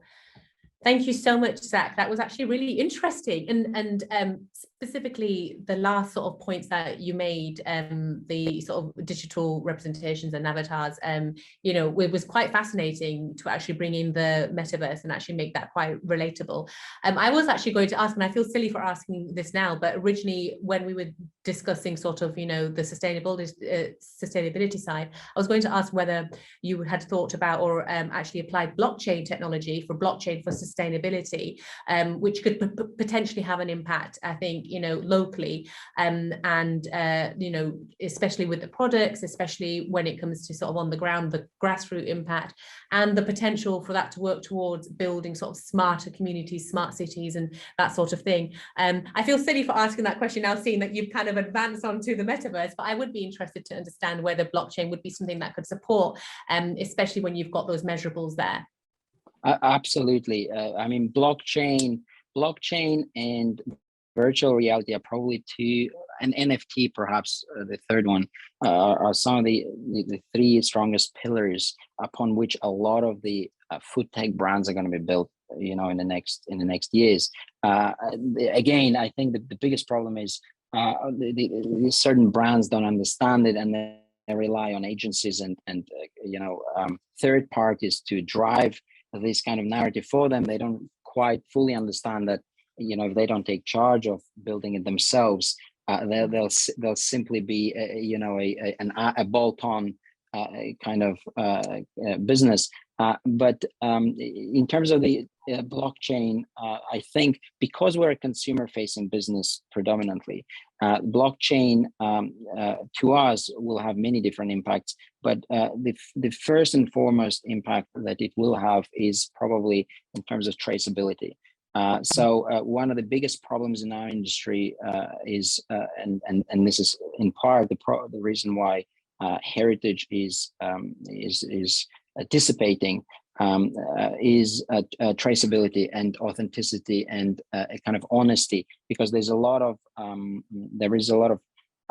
of fake news, as people like to say, fake information in terms of brand building. So using whiskey as an example, whiskey is a very complex product actually, because if you think about it, it's very much like wine. The real flavor comes from terroir, so it comes from the ecosystem of the tree that is growing, and all the properties that the oak will hold, which also depends on the weather and the local area. And so one of the things that we are, and then those properties through maturation are transferred into the liquid. So one of the things that we'll be focusing on with blockchain is creating traceability between this specific type of flavor and the product itself. But in terms of efficiencies, the IoT is perhaps, in terms of manufacturing process, the IoT is perhaps going to be one of the things that is going to make a difference in what we do, because in our industry, what consumers want is they want to know everything immediately, kind of kind of at the tip of their fingers.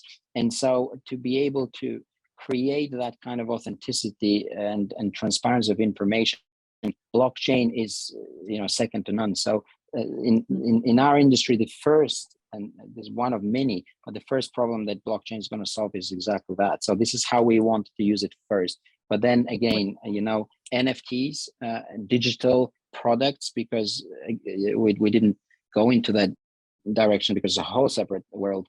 But the next wave is going to be digital products, because given that we're all moving towards a metaverse, it is completely appropriate to accept that there will be products in the metaverse too. So this is where through NFTs and the blockchain technology is going to enter as well. Wonderful. No, I completely agree. And, I think there's definitely room for growth there. Definitely. I think when it comes to blockchain, it's so unfamiliar to so many people to introduce, but there is such potential for that, for the purpose of sustainability. And as you were saying, traceability, because there are so many questions and doubts that people have about, is that actually true? Is that charity actually spending my money there? And is that actually sustainable? Is that just a branding that they've done? Is that something, but when the fair trade boom that we had, which was phenomenal, but was massively criticized, unfortunately, as being just basically a brand opportunity that companies, an opportunity that brands would take an advantage of to better sell and to better market. It's actually what you say. It's a very sad fact, and this is quite serious actually. And I think that this is yet a problem to be solved. But the reality, and because we're in consumer-facing business, which is, it's a hard one because there's always so many consumers, so many tastes, so many demands. But as a whole, you can see an incredible picture, and statistically speaking, you can see what they want, what they don't, and what the direction the world is moving towards. And so, in the past year, a number of times we've been screening and analyzing the perception of sustainability, brand versus a consumer. And what's amazing is that every time we find that whenever we push the sustainability angle, the consumer gets turned around, they switch off. And it's called greenwashing. It's called greenwashing. Yeah. And it's quite sad because like when we're doing this project, we want to marketing is of course is one part of the requirement. But when we're doing these projects, we want to inspire the next generation because we want to make sure that we show by example. We want to inspire brands and companies that are within our industry too. But the more we talk about sustainability, whether it's social or environmental or otherwise, the less interest we get from the consumer. So it's almost like a lot of the project that we do, we don't talk about intentionally because it has a negative impact to our business. And so unfortunately, the whole impact narrative and sustainability narrative has been bastardized incredibly. So it is a big question how to come out of that kind of perception. I think the fact that you are working with so many other brands and inspiring them definitely will make a difference and make that impact. Out of curiosity, how many trees have you planted on behalf of Kinahans? I'm curious. So this year we've planted 20,000 trees, and we're looking to grow to 50,000. But again, it was quite a learning curve for us. What I didn't mention is when we first started the project, and we must thank our partner, the non-governmental body, Quercus, for this, because they're experts at native trees. Because first we started without kind of consulting them, and we started a couple of years ago. And the first round of trees that we've planted, the survival rate was near 10%, and so it was a disaster. And only then we started getting into understanding the nature of native trees and the habitat and how it works. So so by now, last year, COVID has kind of changed our plans a little bit because it was a little bit harder to find volunteers. But last year we've planted around 20,000 trees, but we've secured around 40 hectares of land in a specific area, because these particular trees only grow in specific areas of Portugal. And so our goal is to cover the whole area and then move on. But we're at 20,000, and then we want to grow to 50 by the end of next year. That's absolutely fantastic. Thank you so much, Zach. And I hope you do continue to lead by example, and that G7G and Kinahans will lead by example, and other large brands and companies and organizations will follow suit. Because you are right, marketing these things is really difficult. The consumer is very savvy and a lot more aware and nervous. And so, for now, just to inspire other organizations to really think about their sustainable impact is impressive. And I thank you for that. There will, of course, be more opportunities for people to engage directly with you and to ask questions at the end of this conference. Please do on chat, we have a link direct to Zach's profile, as well as G7G and Kinahans as well. So please do have a quick look and check out what they are doing, and for further developments as well. Zach, thank you so much. Thank you. Lovely. Okay, so let's move on. And I for one am finding all of this really interesting and fascinating. I'm not sure how our audience is reacting to this, but please do comment, and I can see some fantastic engagement so far. And I really appreciate Michael, as an example, clarifying some of the comments and the topics. And I can appreciate that sometimes we might be referencing things that will go over heads as it would do with me on many occasions. So thank you, Michael, for clarifying and for explaining, things such as IoT, Internet of Things, and NFTs as well. And by all means, I welcome as many of our audience members to engage and to comment, and to put forward your own case studies and what you've heard about as well. So I would like to introduce our next speaker, Enrique Yerves. Enrique Yerves, are you with us, Enrique? Ah, lovely, I can see you. Hi, hello. It's lovely to meet you, Enrique.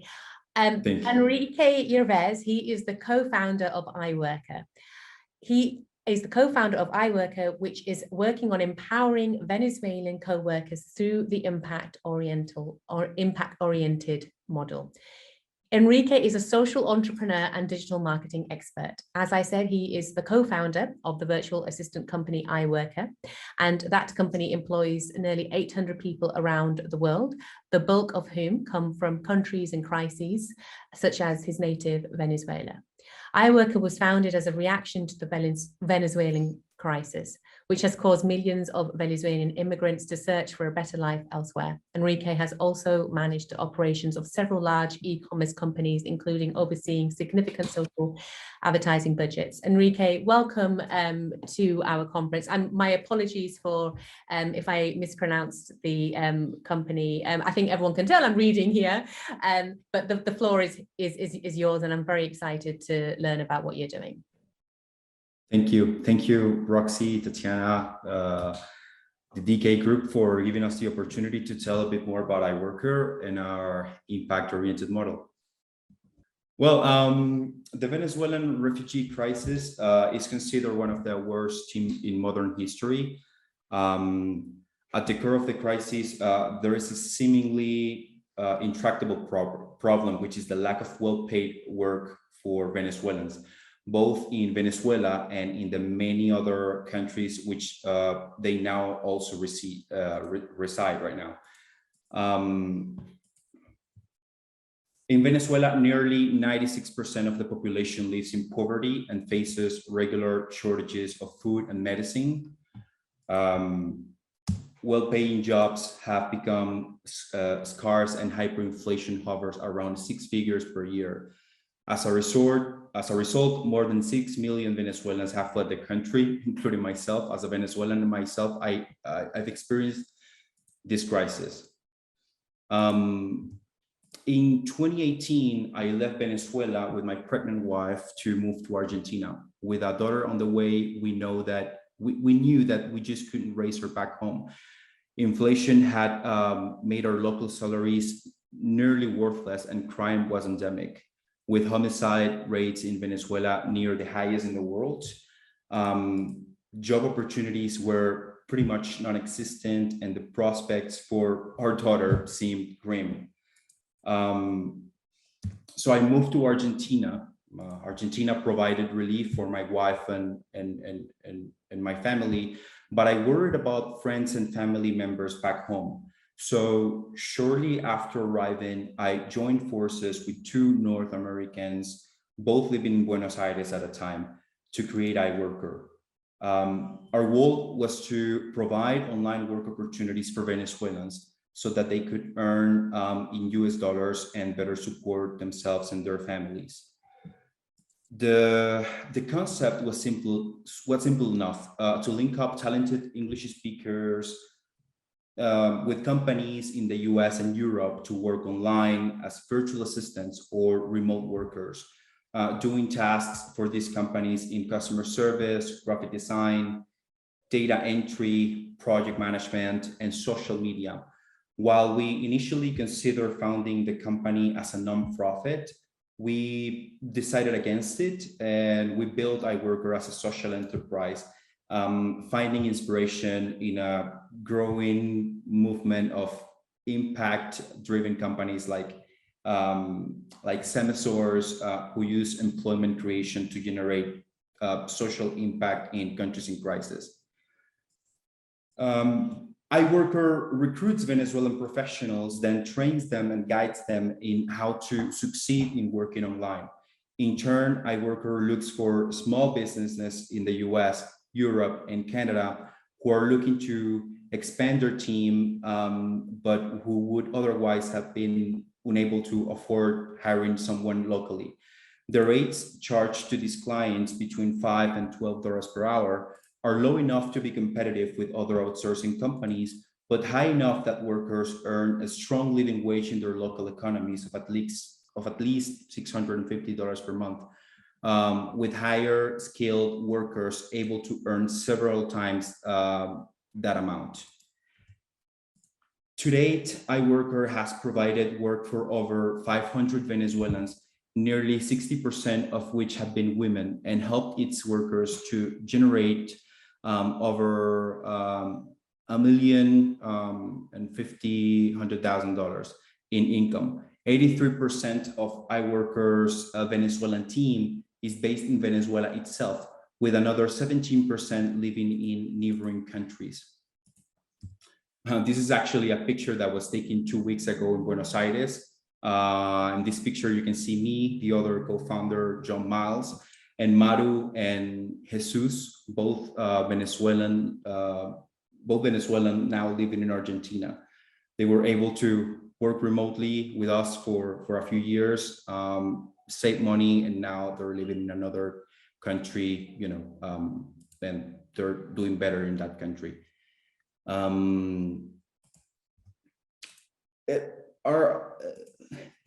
Our response to the economic crisis, it's simple. Our solution is innovative in a variety of ways.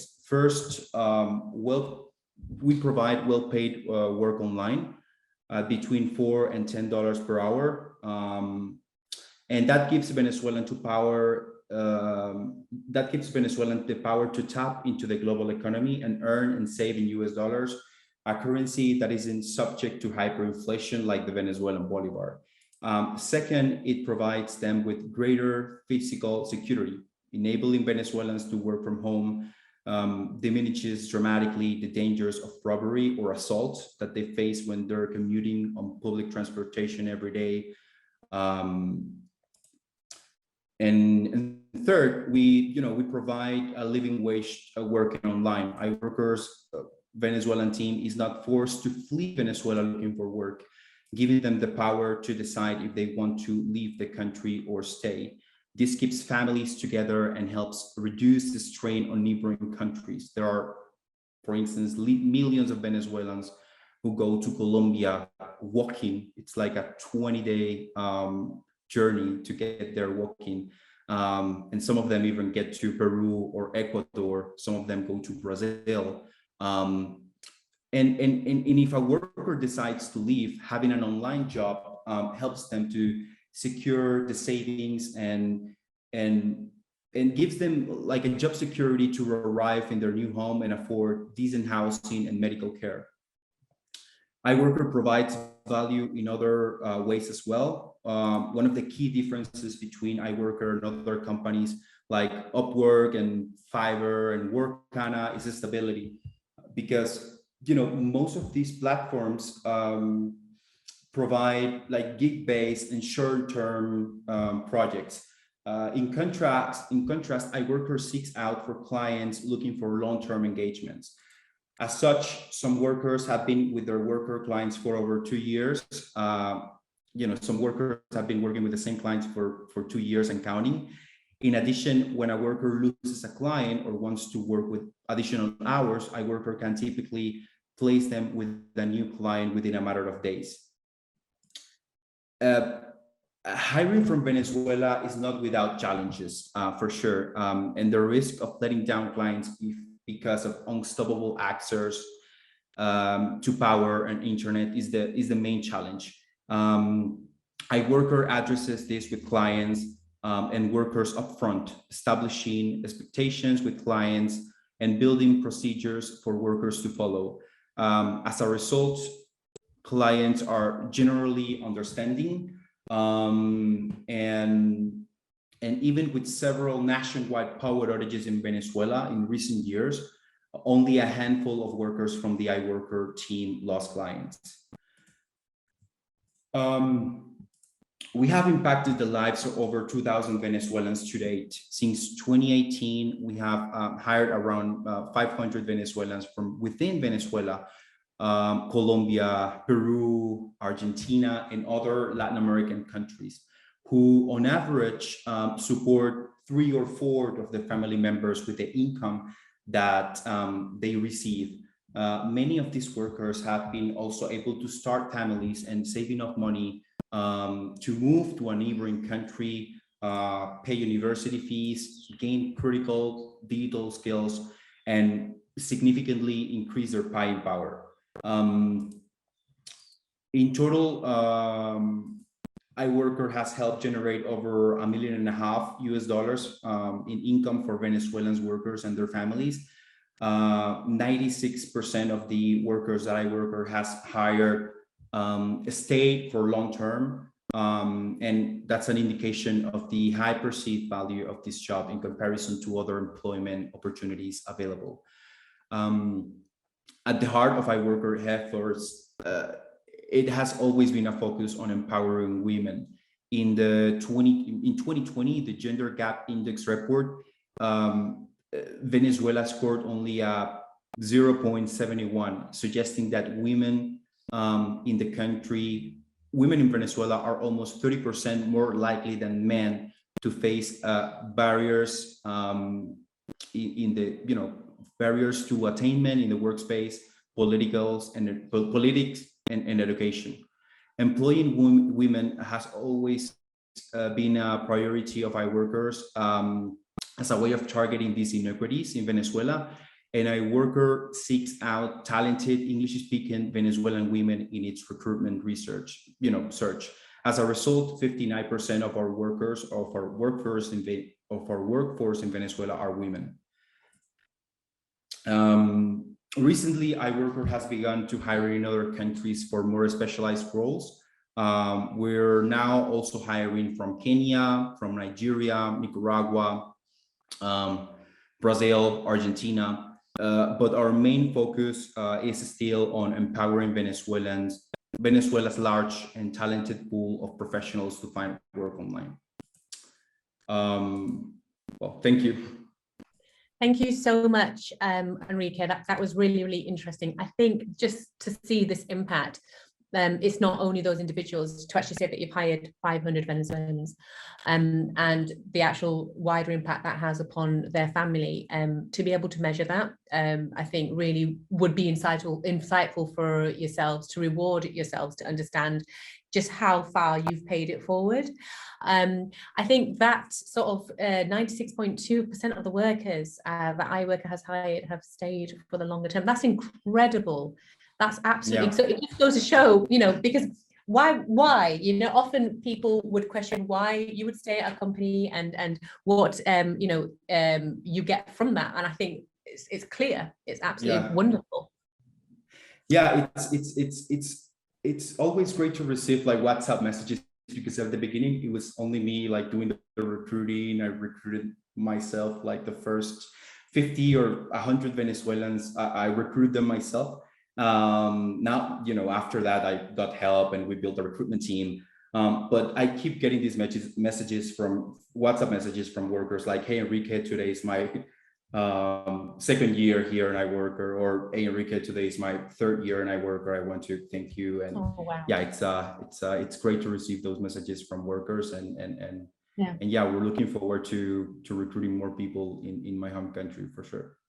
I mean, I was going to ask you about expansion and whether you feel like this is a model that could be replicated for others to actually be inspired by, or if you would be considering, I know that you've mentioned obviously Venezuela, Colombia, Peru, Ecuador, and the other Latin American countries as well, but whether you think that there could be opportunities to follow suit elsewhere. Yeah. We actually have an increasing number of workers from Kenya, Nigeria, Nicaragua, Kenya being like the second country we recruit the most from. We started to receive tons of requests and applications from these countries. So we decided to build recruitment teams in these countries as well. So there is just one question that I will ask you before we will quickly move on. We will be coming back to the Q&A, I promise everybody, afterwards as well.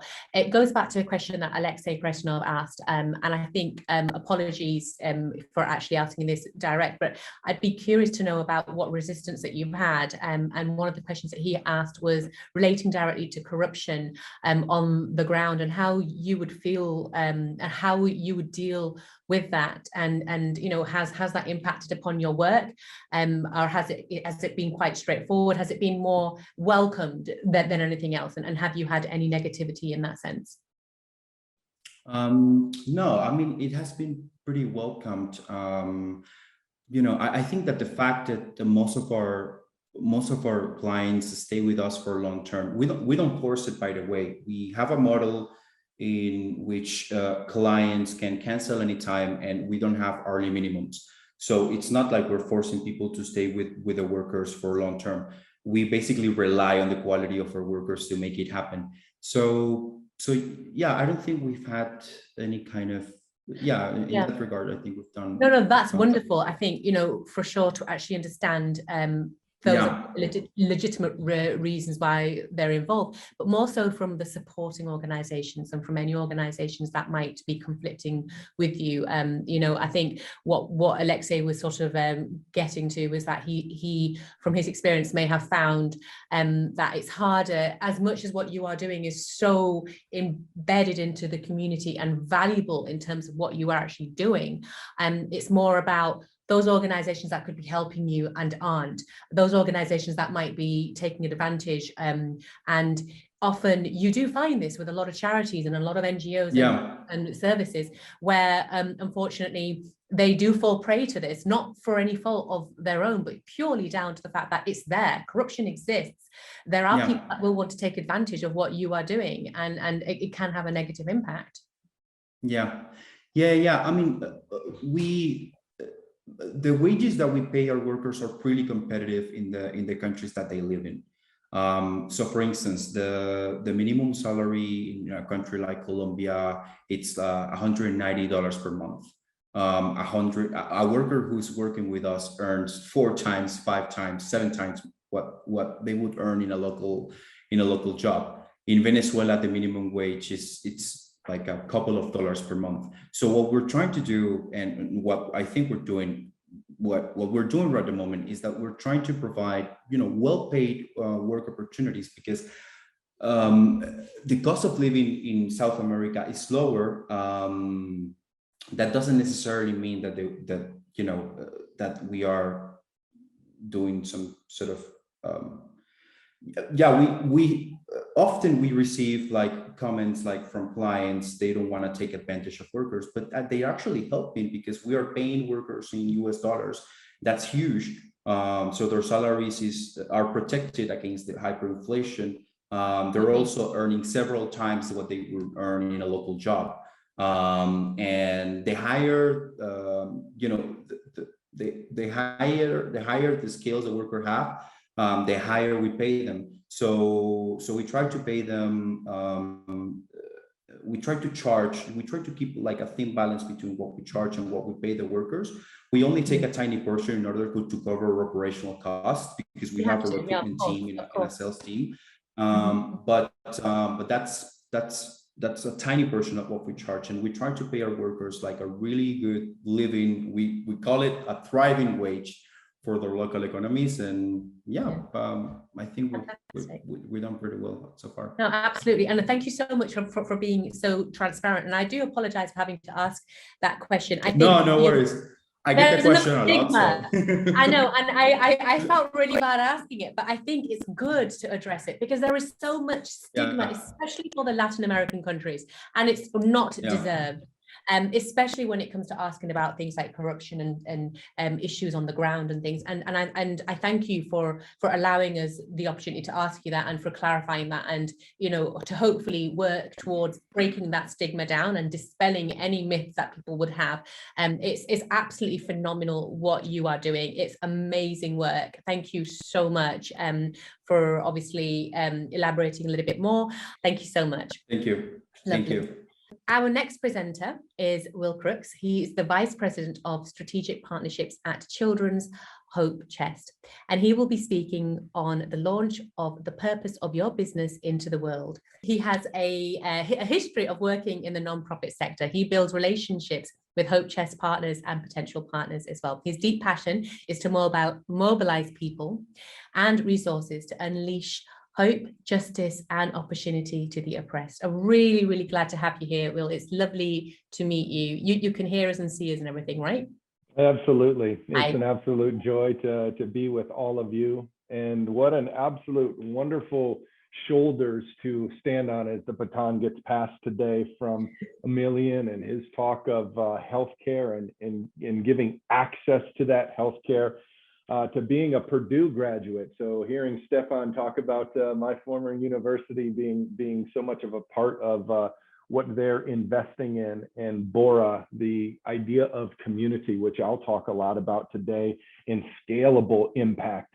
And who doesn't love the idea of Zach talking about whiskey and environmental sustainability. And then finally with Enrique and all the great work that he's doing. So it's just been a wonderful event, and to be able to speak a little bit today about how to get your business involved in these types of global initiatives, and doing that in a really strategic and a healthy way. So I'm going to be reiterating a lot of what's been told and telling some stories and just kind of emphasizing so much of the good things that we've heard today. So again, thank you. My introduction said Children's Hope Chest, and I also work for a DBA under Hope Chest, which is a doing business as, known as Greater Calling. And the Greater Calling part of our business works specifically with business leaders in their corporate social responsibility, or their ESG.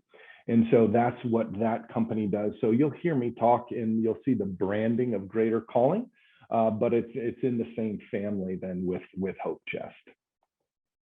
So just wanting to start and talk a little bit about launching the purpose of your business into the world. I've been in the nonprofit realm for 25 years, and the last 11 in global development. I also have 3 adopted children from Ghana, and I know that there's some Ghana representation there.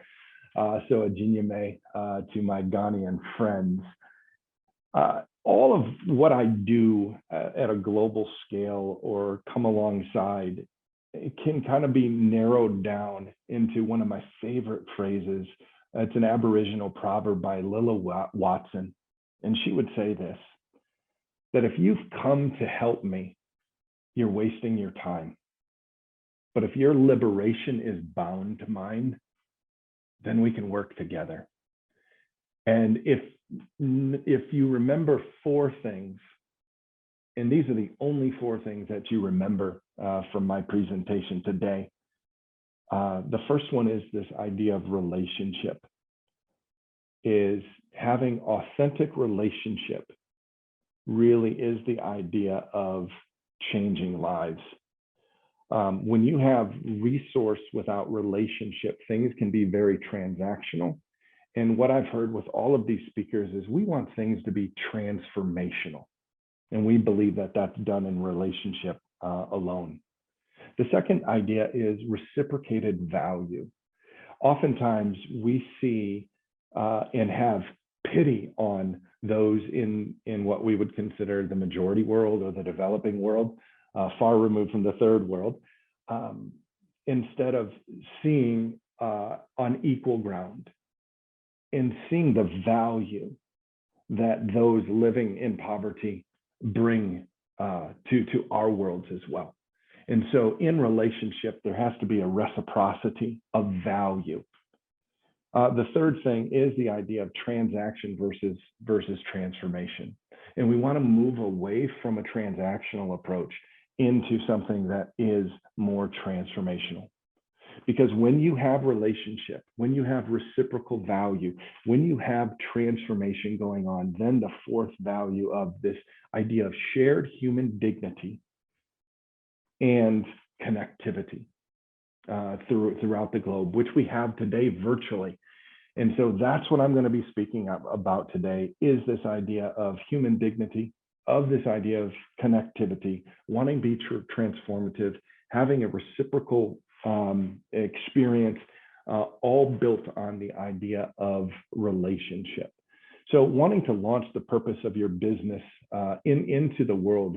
And with this, we've seen a changing corporate narrative. And so I'm speaking to the leaders of corporations in this ESG space or in this CSR space. The changing narrative where ages ago, we had just this age of sustenance living with agriculture. People growing their food, eating their food, sustaining and living in this day-to-day thing.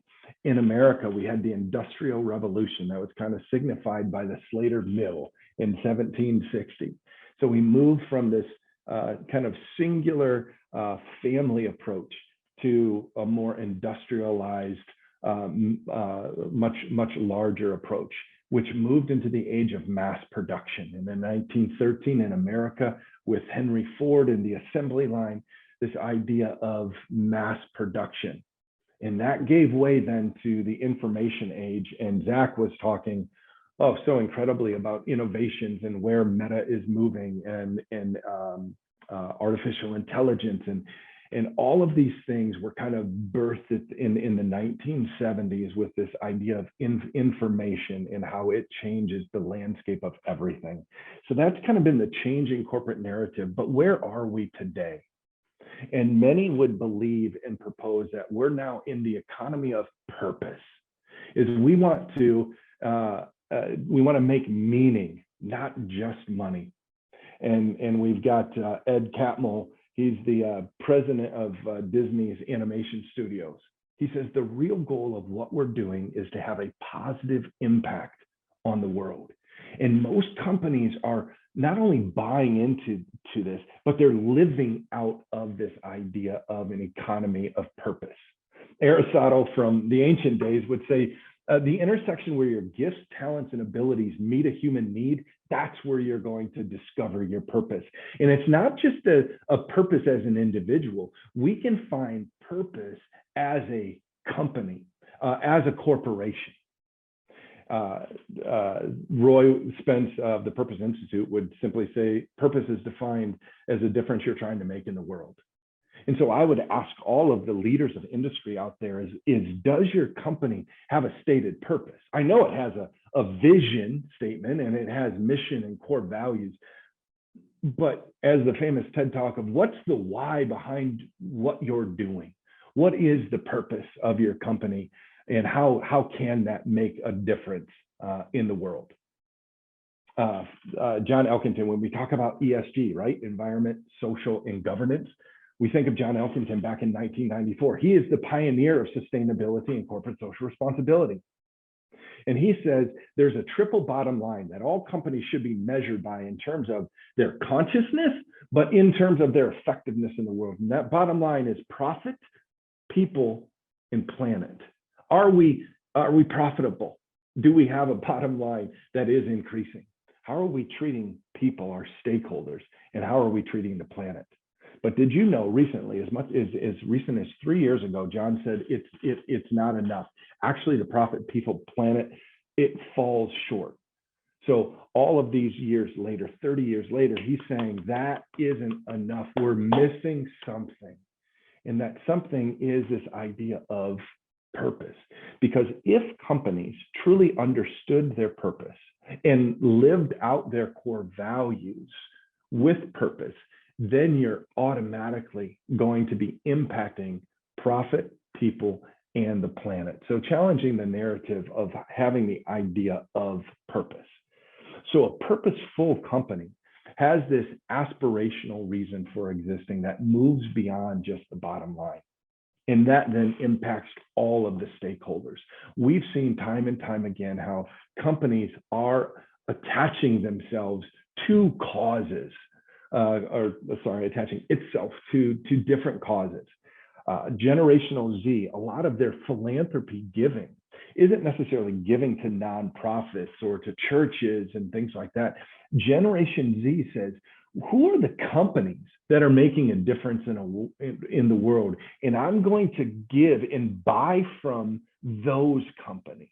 And isn't that interesting? Is the mindset of that's an idea of how Generation Z sees philanthropy.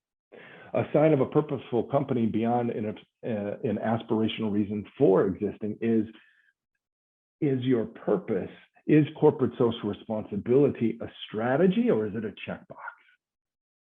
And then having employees unified through purpose. Great example in America, and our company is in Colorado Springs, kind of the mecca of nonprofits there, is this idea of employees are unified through purpose.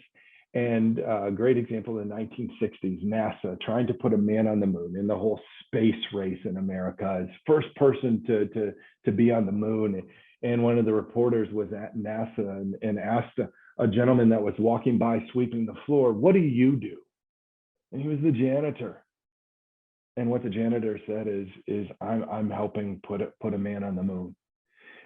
So it's this idea of purpose. It's this idea of an aspirational goal that changes lives, all of the stakeholders.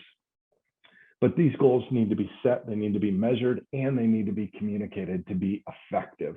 Is what in your corporate social responsibility is making a difference? Do you even know, or are you just giving dollars? And then finding ways for partners and for customers to engage around this common purpose. If you're able to have a company that's living on purpose, then it becomes a four-part win. It's a win for your employees because there's now integration. It's not just retention, you're integrating employees and they're wanting to stay and be a part of the workplace because they have increased purpose and pride. It's a win for the customer because the customer is now building trust and building loyalty into your company, and you're having longer term customers as well. Subscription-based customers that are coming back time and time again. It's a win for the company, for its brand narrative, for supporting vision and supporting mission as well as the bottom line. And then finally, it's a win for communities when corporate social responsibility is a strategic approach. When you're doing your business on purpose, the community itself wins, whether it's a local community or whether it's a global community. But we need to make sure that we're creating a culture of purpose versus just doing good things. And we heard Zach talk a little bit about this.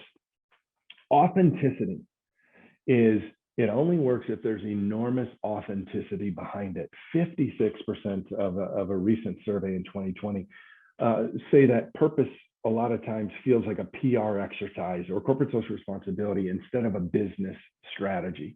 So it's not about, okay, do we do this so that we make money?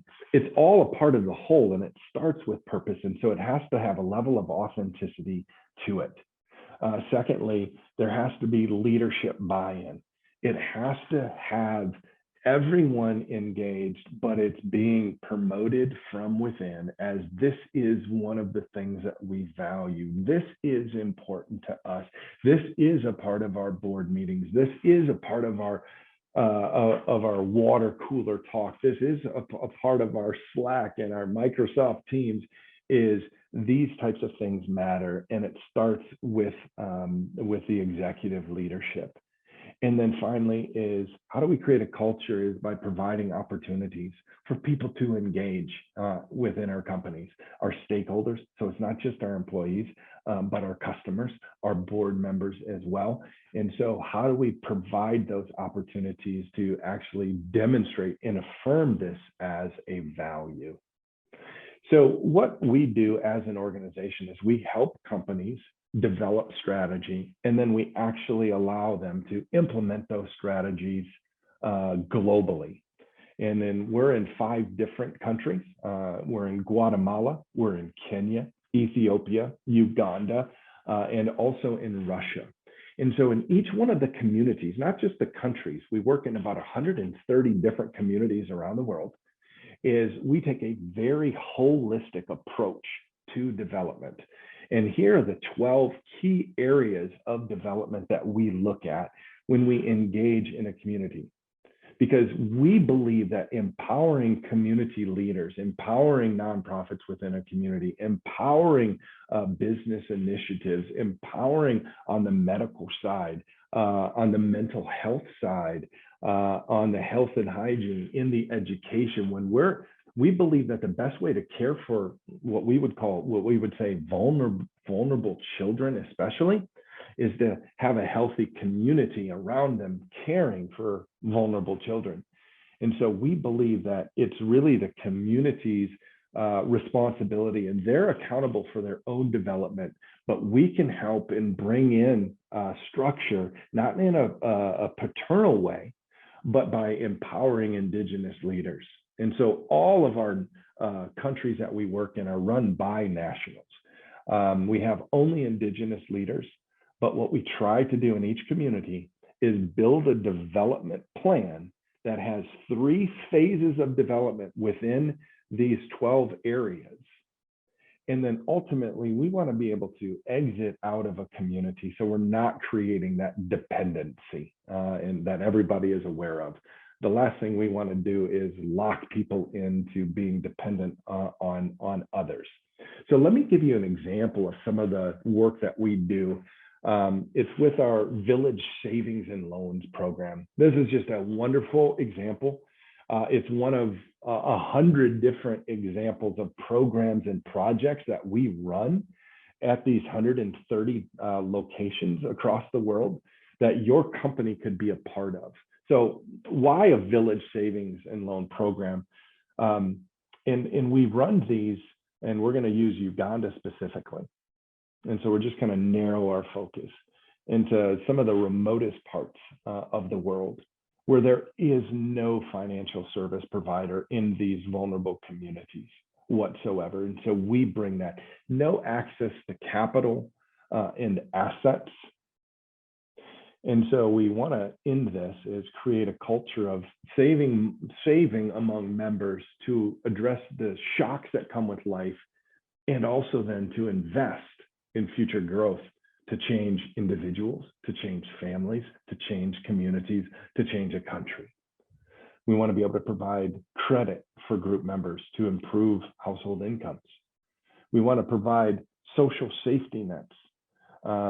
Emilian was talking about how nearly impossible it is to afford insurance or to be able to go and get medicine when needed.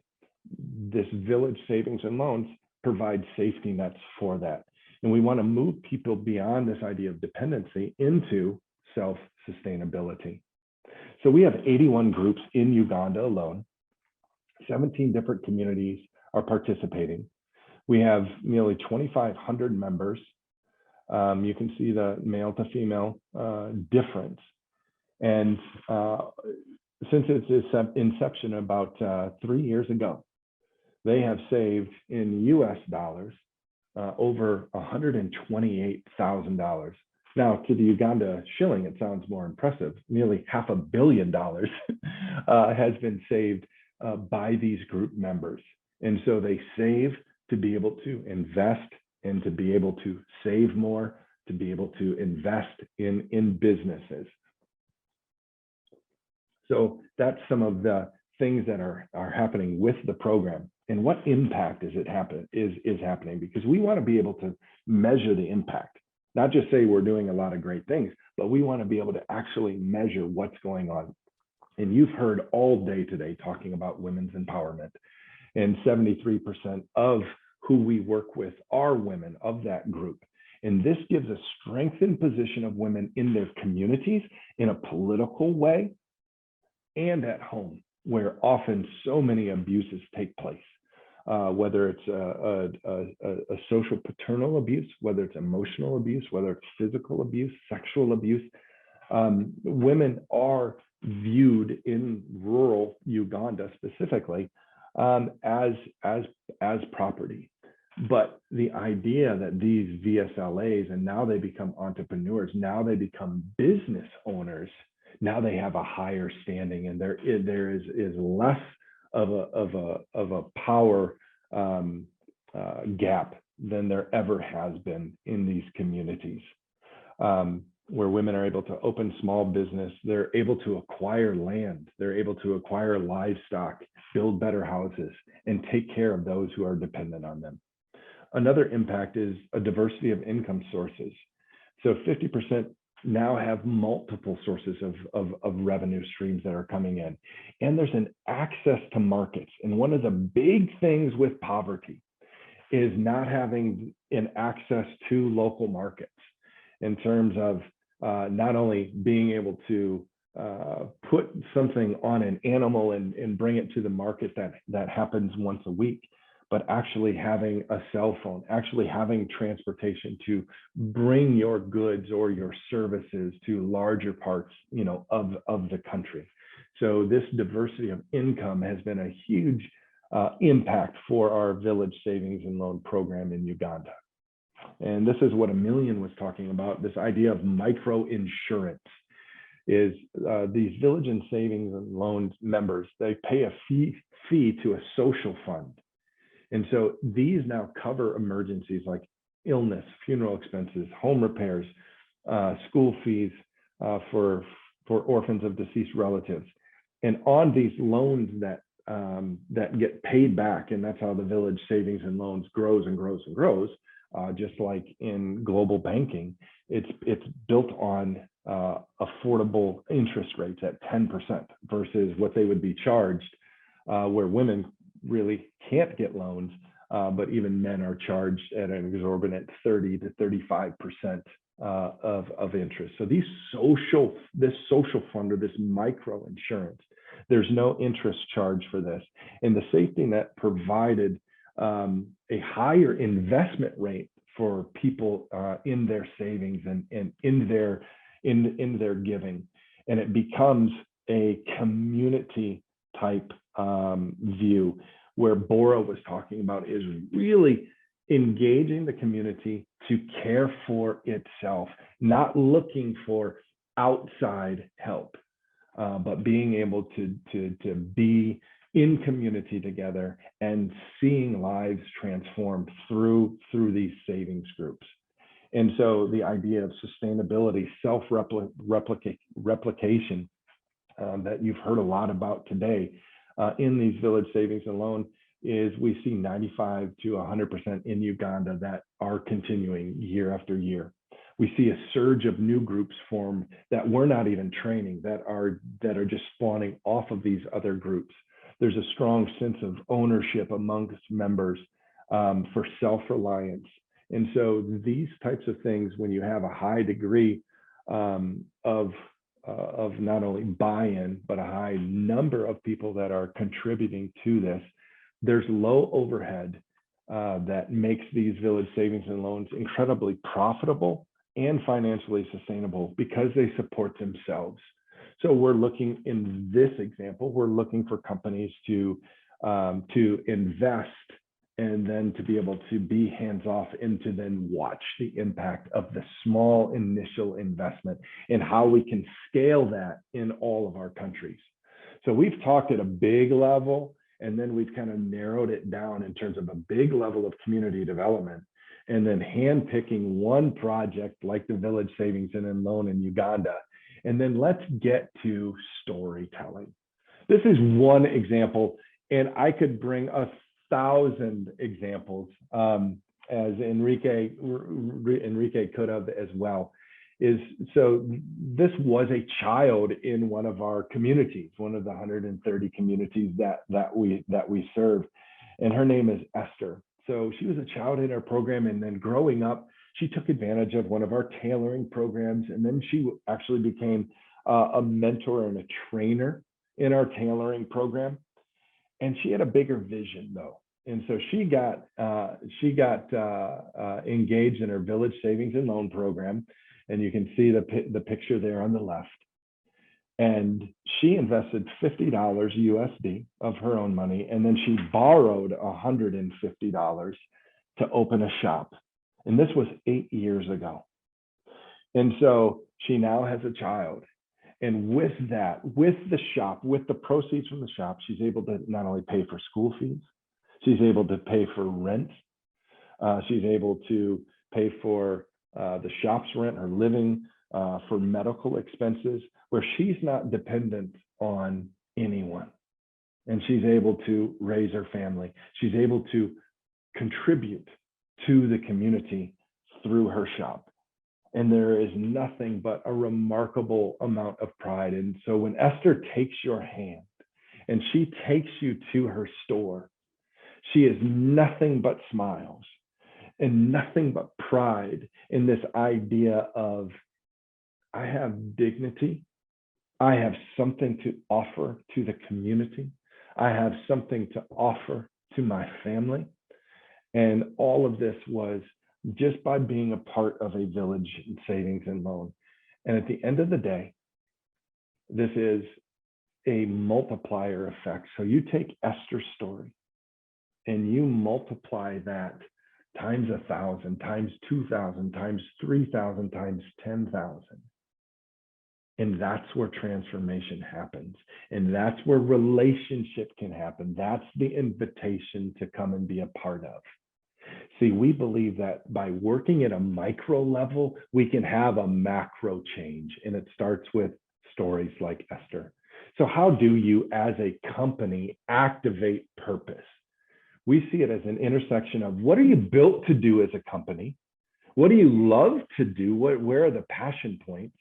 And how do those things change the world? And we want to help you find that. Some do's and don'ts of impactful corporate social responsibility departments. Number one is on the do side is understand what your employees are passionate about so they can become more passionate about your company and about their work. Being able to offer time off for employee participation. How do you get large scale employee buy-in? Provide opportunity when there are volunteer opportunities, that it's within skill sets of people that are volunteering. Knowing the difference between relief and development, and really wanting to come alongside this idea. There are times for relief for sure, but there's also a time for development. And that's more where that long-term relationship opportunity to build relationship and to see transformation happens within the development sphere. And the idea of measuring the impact that's happening and reporting it. Don't ignore the struggles of the world while pushing employees more on the bottom line. It's a both and type of thing. Is what is relevant today? What are points that employees are going to buy into? Don't confuse marketing sponsorship with healthy CSR activities. And there's a balance and a tension there with how do we use marketing in our CSR, but not making it about the company, not making it about the bottom line, actually making it about the relationship and about the transformation that's happening. And don't make CSR about the bottom line. I think that happens naturally when companies begin to live on purpose. So the next big outsourcing trend is how to do good, and companies asking for help versus just writing checks. How do we partner with the right organizations? And you've heard from amazing organizations today to be partnered with.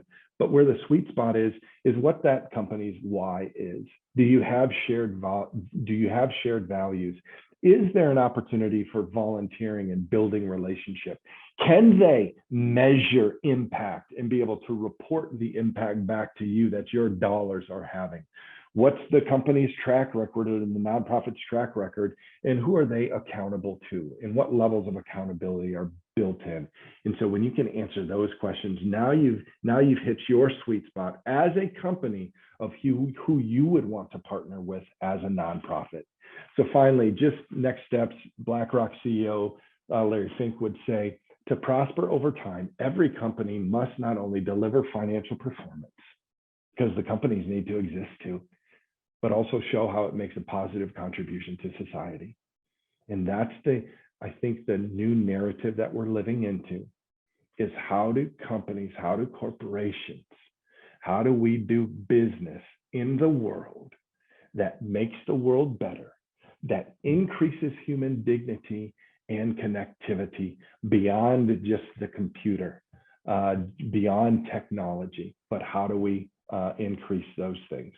So create hope, create dignity, create connection, launch the purpose of your business into the world.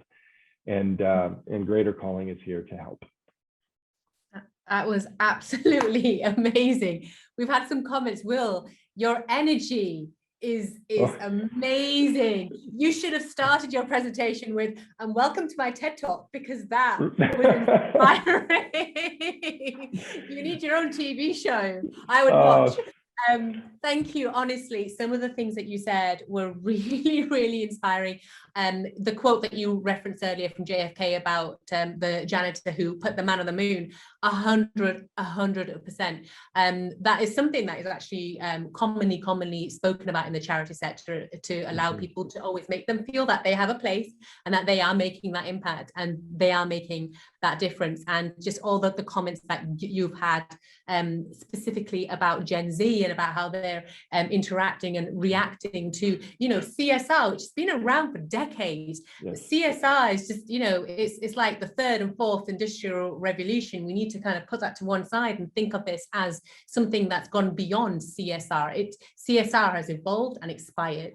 Now we are looking for a lifestyle change. We're looking for brands to actually not have a product or a byproduct called CSR with a department. It has to be a full circle 360 integration into everything that they do.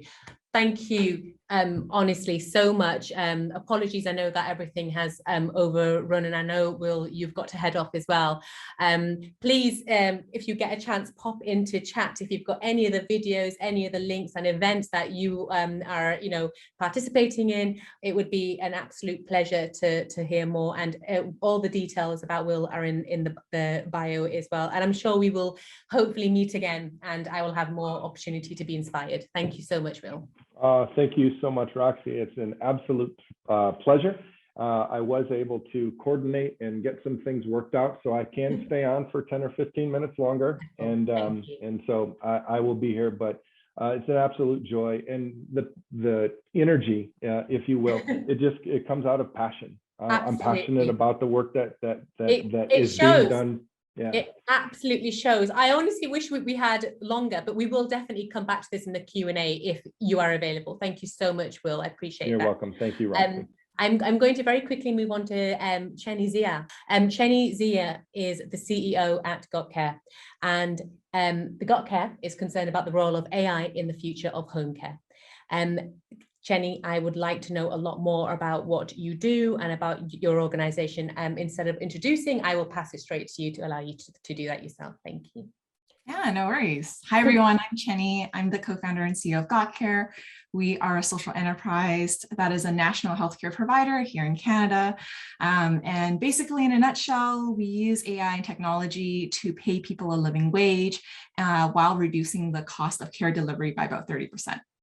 So before we get into it, I really just wanted to provide a little bit of context of what home care is, in case you haven't received home care before, as well as just a picture of what the global home care crisis looks like.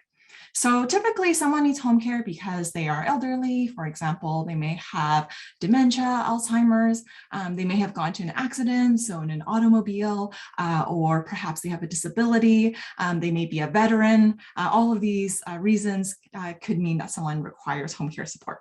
And typically the types of services are things like bathing, dressing, meal preparation, support with their medical needs, really what we call day-to-day living.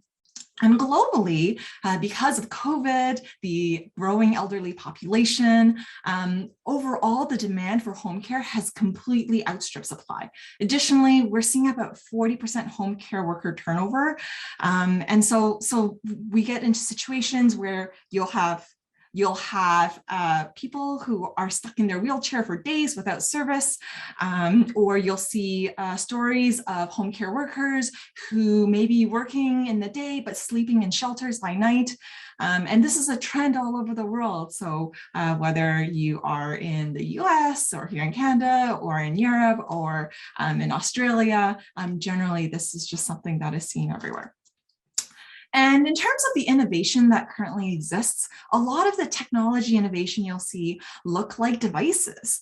So you'll see things like falls detection, you'll see things like smart speakers, where seniors can use voice commands. You'll see things like portable devices where you can track and monitor patients in their home. In Japan, there's examples of robots where you can not only use that for companionship, but also move people from place to place. And of course, there's also things like surveillance systems to monitor families and things like that as well. And really, all of this technology is really great. And what it points to is this promised land. So it points to things like, we want continuous integrated care, this idea of decentralized care, this idea that we want to care for people more proactively, the argument of increased economics, and the argument of freeing up healthcare worker time, and that people can take more ownership, patients and families can take more ownership over their health and well-being. But where this falls flat is the humanity in it. So I'll give you some examples.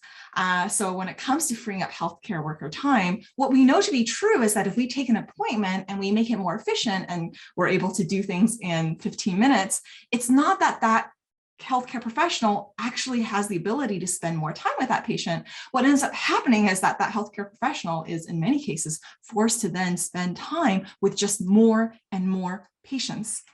Another example is a lot of the elder care products out there. You'll see this resistance to it because it fundamentally doesn't address this chasm that people have to cross, which is my sense of self is changing, my sense of identity is changing, and I am still not okay with losing my independence yet. And so all of these really human elements kind of get lost in the discussion when we talk about these emerging technologies and innovations.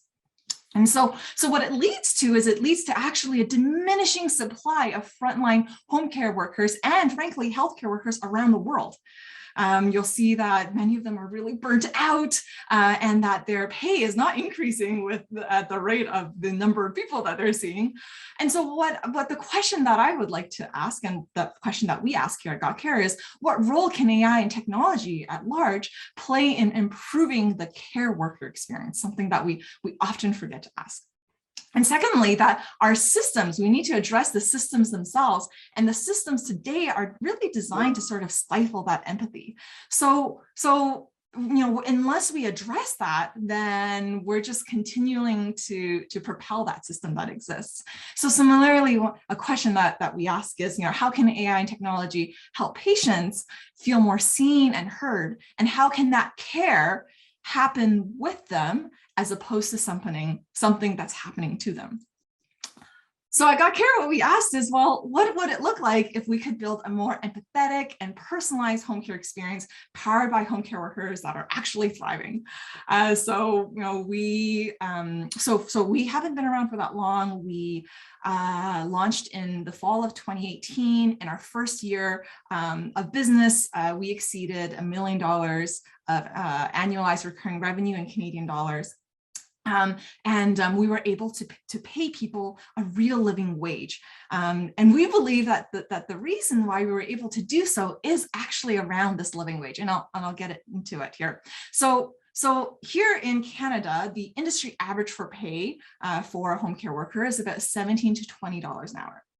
We don't believe in just paying marginally more. We believe in paying the adjusted living wage. So here that looks like $23 to $28 an hour. And the reason why we're able to do that is because of things that feel like features to families. So for example, instead of coordinating appointments through a phone call, we use text messaging for them to coordinate their care appointments. We also have AI where we match patients to families. So we consider things like their social economic status. We consider things like who is a part of the family, what type of skill set do they have in terms of providing care as an informal caregiver, what types of languages do they speak, where, how far away do they live from someone who can provide that care. Many people, Canada is a really big country. Many people live 100 kilometers from a healthcare facility.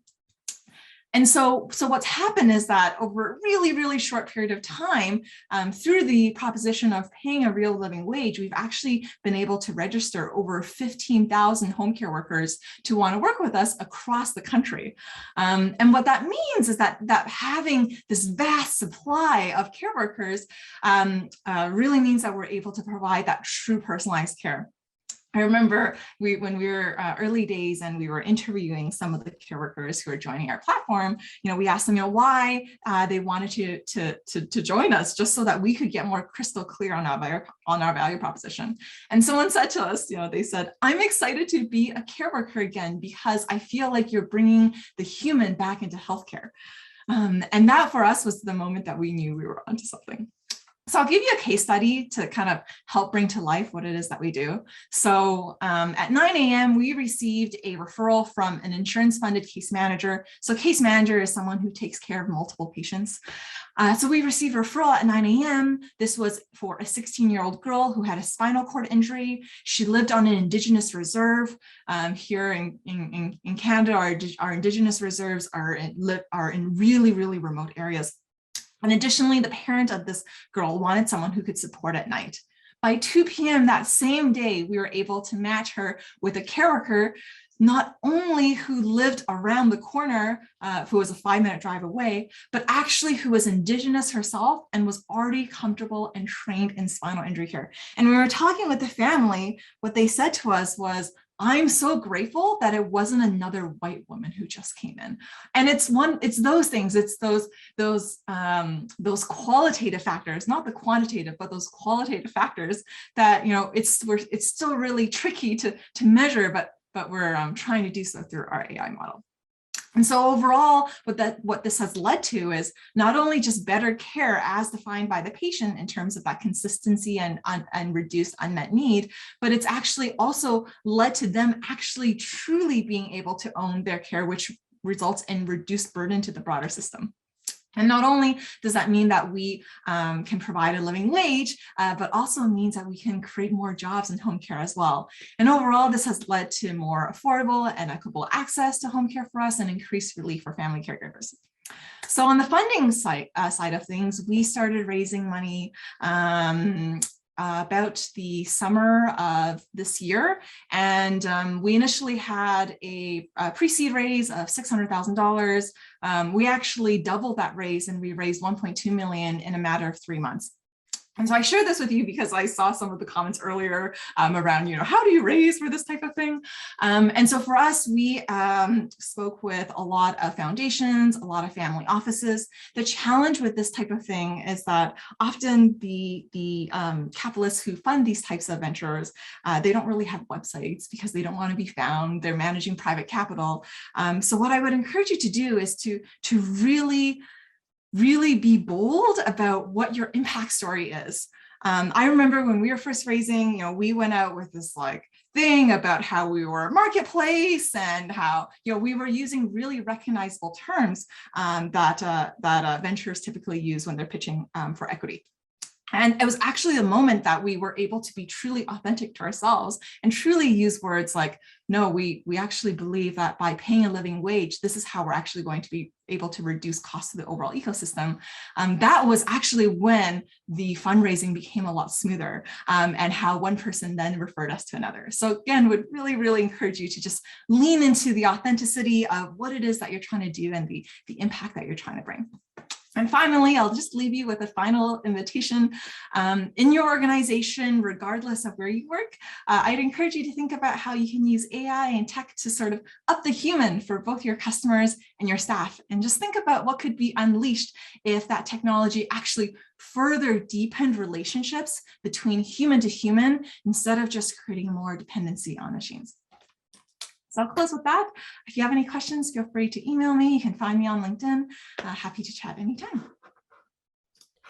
Thank you so much, Chenny. That was absolutely inspiring. And I think that what you said, which is bring the human back into care, and it's a shame that you have to say that. It's a shame that that's a concept we even have to think about, right? For sure, absolutely.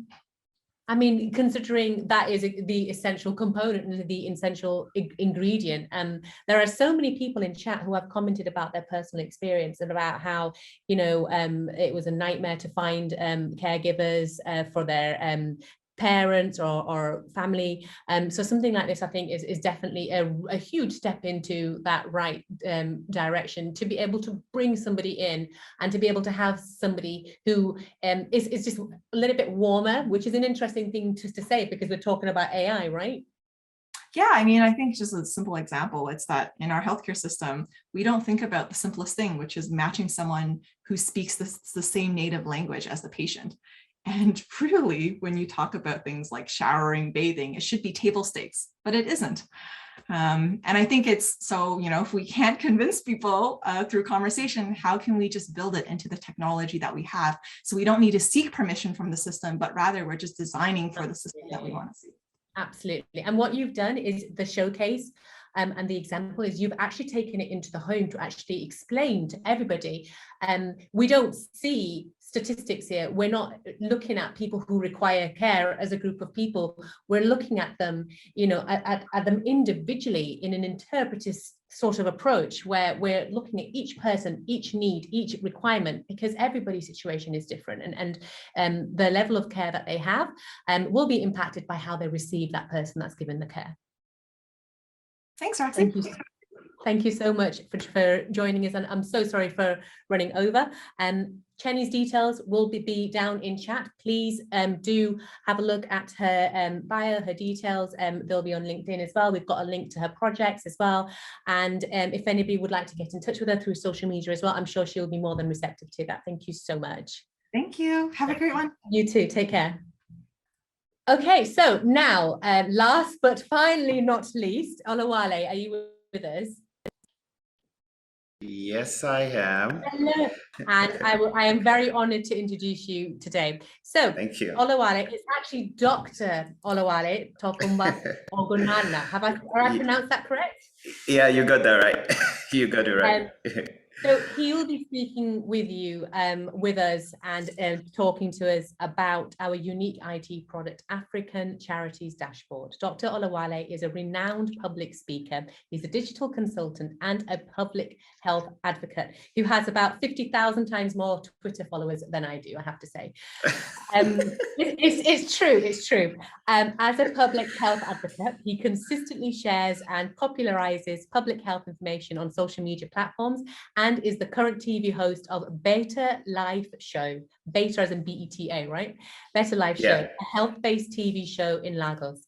During his years of clinical practice, he co-founded the 100K Club, a non-profit organization in Nigeria that uses crowdfunding technology to help vulnerable Nigerians pay and subsidize health bills, which would include prosthetic implants, kidney transplants, beyond their basic health coverage. Olawale, I can't wait, rather. It's getting late, I'm sorry.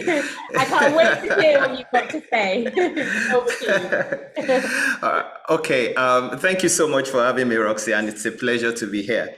I just want to run through a couple of, I want to talk about the African Charities Dashboard, which is a unique social analytics tool that's created by Deep Knowledge Group for Deep Knowledge Philanthropy. And it's a very important tool that I would want to share with us today. And one of the reasons why I feel this, this platform is very important is because we all know that Africa is the largest, in fact, it's one of the largest recipients of philanthropic, philanthropic acts and philanthropic activities. So it's quite important. How do we track all the philanthropic activities? How do we connect different interests between NGOs, charities, startups, and impact startups? We've been talking about impact startups today. So the question is, how do we track some of these things? How do we see, how do we know what they are doing and how much impact they are actually making?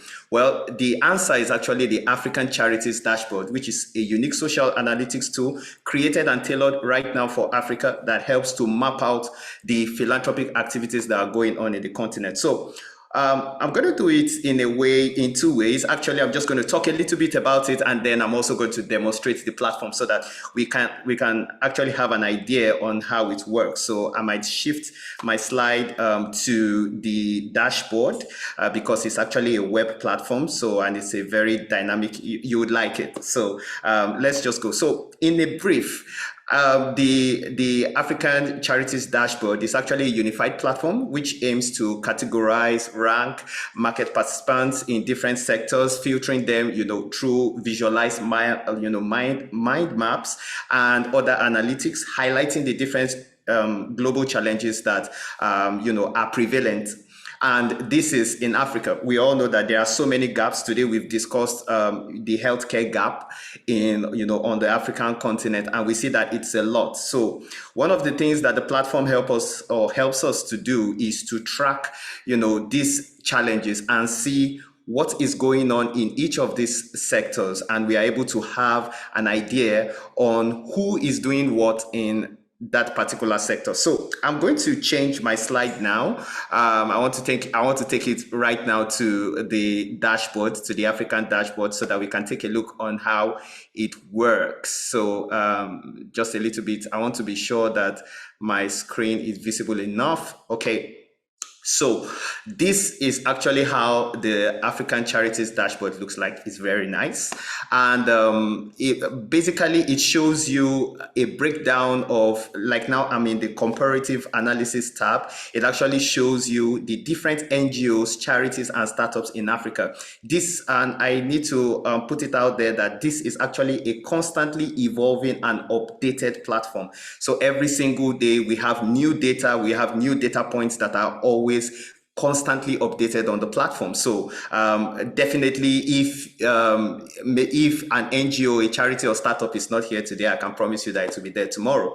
So basically when you look at the dashboard, generally it gives you this visual analysis. Now we can see now from this dashboard that Africa presently has over 10,000 charities ongoing on the continent, and this is actually charity that caters to about 1.3 billion people and more. That's the population of Africa. And presently we have about 1,000 programs, and right now we have about 1,000 NGOs that are being tracked, and 4,300 startups plus that are actually currently being tracked that create impact on the African continent. Now we can see it already is visualized. I'm from Nigeria, so I'm going to tap Nigeria, of course. And then we can see already, once you do that, it gives you a dynamic visualization of what is actually going on in each of those sectors that are having challenges. For example, in the agricultural sector, in the community development sector, in humanitarian, healthcare sector, where you're able to see what is going on and what kind of philanthropic activity is going on in this platform and on the continent. And then when you go to, the charities that are currently operated in Africa, it gives you a breakdown list of the names of the NGOs, what they do, and how long they've been in operation, who is in charge, what is their revenue, what is their expenditure, and all of those important data that you may not find elsewhere. So these are actually the kind of information that are currently present on the African Charities dashboard. And I need to put this out there because COVID on its own was, it changed the landscape of so many things. And when we look at it in Africa too, it's also the same thing. Real-time COVID-19 analytics is always being tracked, even for the African continent here on this platform. As we can see, it took a lot of time to load because there is constant update from each and every African country tracking the vaccinated people by month, the deaths from COVID, and the new cases that are coming in by day. We have the new Omicron variant, which is actually being tracked from South Africa to other parts of sub-Saharan Africa. So this platform actually gives you an overview. Sometimes you can just pay a visit to know, and you become well informed to know what is actually going on. If you go to the startups tab, you are able to look at, you have a breakdown and names of different startups that are actually creating impact. I, for one, know PalmPay because I'm a Nigerian, and I know that PalmPay is actually a Nigerian startup that actually deepens financial inclusion for Nigerians and people who don't necessarily have access to the internet. So I've been familiar with that. And there are so many of them all around Africa. And they are all being tracked in real time. The same thing happens when you go to the NGO tab. You see a full breakdown of the different, the large, or the enormous amount of NGOs that are currently being on the platform, and this is constantly updated every day. The same thing with, you can look at that from Charities as well. You see A Chance in Life, Action Against Hunger, and so many other charities that are also being tracked on the platform. So basically, this is just what it is right now. And now I want to share with you what it's going to look like in the near future, because this is just the beginning of the platform. We are still going, we are still going further. Presently, the platform tracks over 10,000 charities and 1,000, NGOs and over 4,000 impact startups. But hopefully, we are hoping that we can be able to get to over 10,000 charities and over 1,000 NGOs. We are going to be tracking more of that, and that's going to be happening every single day. Now, one of the things that we are planning to do is the ability. We want to have very soon this platform is going to have the ability to list and register current projects that are currently in need of funding and in need of cooperation of volunteers, and the ability for people to register as a volunteer and search for volunteers for a project that you are actually interested in. And also, very soon, there will be an option to register an organization that's automatically using official documents. For example, in Nigeria, you need the Corporate Affairs Commission. With that certification, I believe once you submit those documents, you are immediately uploaded into the database. So this is the African dashboard, basically in a nutshell. And this is the first of the other dashboards that will be coming for other continents, for example, for Latin America, for the Asia Pacific region, for Europe and Northern America. However, we are starting with Africa first, glaringly, because Africa is, is the largest, has the largest amount of philanthropic activity going on the planet. So it's important to get that tracking. And also, this platform provides a place where you can network, impact startups can network with co-investors and vice versa. And also, you can also have charities meet with NGOs and NGOs meeting with charities as well. So it's going to be a very beautiful networking platform, and this is actually one of the core features that will be coming up shortly. Also in the future, it will be mobile, it will be easy to use, and also, as you can see, it's visually pleasing to the eye. So in a nutshell, you can follow the platform. There is a link right here showing on the screen. Just follow it, or you can scan the QR code and also link to the dashboard. It's free. You can take a look at it. So that will be all for now. Thank you for having me. This is a pleasure. Thank you so much. Thank you. I literally heard you say nutshell and I ran back. I was just plugging my charger in. So I thought, oh gosh, nutshell means he's wrapping up. That was absolutely phenomenal. That was incredible. So I'm just curious. I would love to know a little bit more about how we sort of got involved with this and where the sort of passion came from. Because it's very obvious that you're so passionate about this. You're from Nigeria. You've got so much experience on the ground as well. So what went into making us decide, right, we're going to be focusing this dashboard on Africa? Yeah, I personally believe that this platform is very important because Africa has some of the largest gaps for some of the basic things that need to be done. We've spoken a lot about healthcare. We've spoken about the gaps that exist in healthcare and what Ilara Health is currently doing to address that. And these are the things that this platform is trying to address, because there are gaps.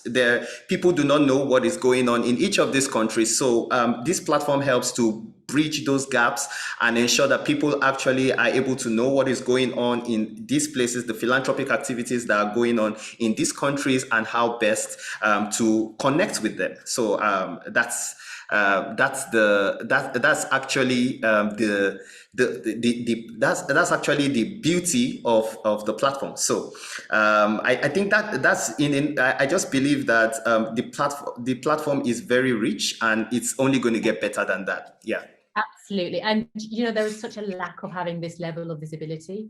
And I think it would be so helpful, not just to people who are interested from the point of view of investing, from the point of view of actually engaging, but for the actual people who are working for these organizations and these charities, to understand who your peers are, who you can work with, who you can connect with. How many times do we feel like we are reinventing the wheel when we are trying to make connections? You know, we have speakers here today who are doing such phenomenal work, but just imagine if we were able to very easily access each other. Access them, absolutely. And just imagine the impact. That's impact, you know. In fact, most times, you know, volunteers are looking for places that they would like to, that they're passionate about. So, but there is really no place where you can go up and search that you want to connect to a particular NGO or a charity, or know, you know, have a place where you have all this information at your fingertips. So this is really rich. And, you know, for Africa, I believe it's really beautiful because it's going to tailor the impact of these philanthropic activities directly to the places that need this impact. Wonderful. I'm so sorry to everybody who is who has a place to be, and I'm also very grateful to those of you who have stayed. Clearly, you are staying because you really believe in what you're in what you're hearing and what you're seeing, and it's absolutely inspiring. I feel like we've all been on a bit of a journey. Very, very quick fire Q&A, if that's okay. I promise I will let everybody go very, very soon. To the speakers who are still with us, thank you so much for your patience. I genuinely, it's been, you know, phenomenal and just such an education for me. I have a background in working for charities and NGOs. So for me, I had my own vested interest in this, and I've been educated so much. And some of the questions that I asked, I'm glad, because I've been able to, you know, really attack stigmas. Enrique, the question that I asked, I felt really bad about asking, but I felt like it needed to be asked because, you know, it will always be on somebody's mind, and it's important for us to sort of tackle any issues and any stigma head on. So I would like to open up the floor to all of our speakers and kindly ask for you, if you can, to turn on your video cameras and to unmute yourselves. Will, if I could, before you leave, let's just go back to what you were talking about in terms of the CSR, and in terms of how companies themselves really need to integrate that philosophy in not just one area of what they're doing, so they can tick a box. And unfortunately, that's what it was, a box ticking exercise, let's be honest, for many brands. Many, you know, as Gen Z are quite savvy, they've wised up to the fact that when they buy a certain chocolate bar that says we will give 2p for every £1 spent, that's nothing. That's branding. That's actually cheaper for them. They will make more sales on that than they would in actually, you know, the actual 2p that they're actually going to be donating is not going to make an impact. It's not going to affect them at all, right? Yeah, I think it's twofold on that. It is this idea of creating dependency where those companies potentially give, but and it's not levels of inauthenticity. It's the idea of, do we do this as part of our DNA? Because when you do that as part of your DNA, that's what you're going to attract when it comes to who's working for you and when it comes to your customer. And so in both of those things, you're going to increase trust, you're going to increase loyalty, and you're going to increase longevity. And in this COVID, we've seen the fragility of economies, right? And we have this idea of the great resignation, and this ability to move, to be mobile, to be dependent on governments that are going to be providing aid, like here in the US. But if you work for a company that has this as, this is a part of who we are, we would call it here in the States conscious capitalism. And so when we're doing good for the world, this is meeting a human need in each person, because we're all designed with this idea of wanting to be a part of something bigger than ourselves. We want to be a part of doing good. And if I can work for a company that does that, if I can buy for a company that is serious about that, that's a game changer. Absolutely. I think that really sums it up in a whole. What would you say to brands and what would you say to companies who are not getting it right? How would you, if you had that elevator pitch opportunity with, and I'm not going to name any names here, with some of the huge brands that do the let's go pink for breast cancer, let's celebrate this and let's, have like a special charity event or a campaign. What would you say to them? Yeah, it would always have to start with the idea in something that burns inside of you. So there has to be a personal experience that happens along the way.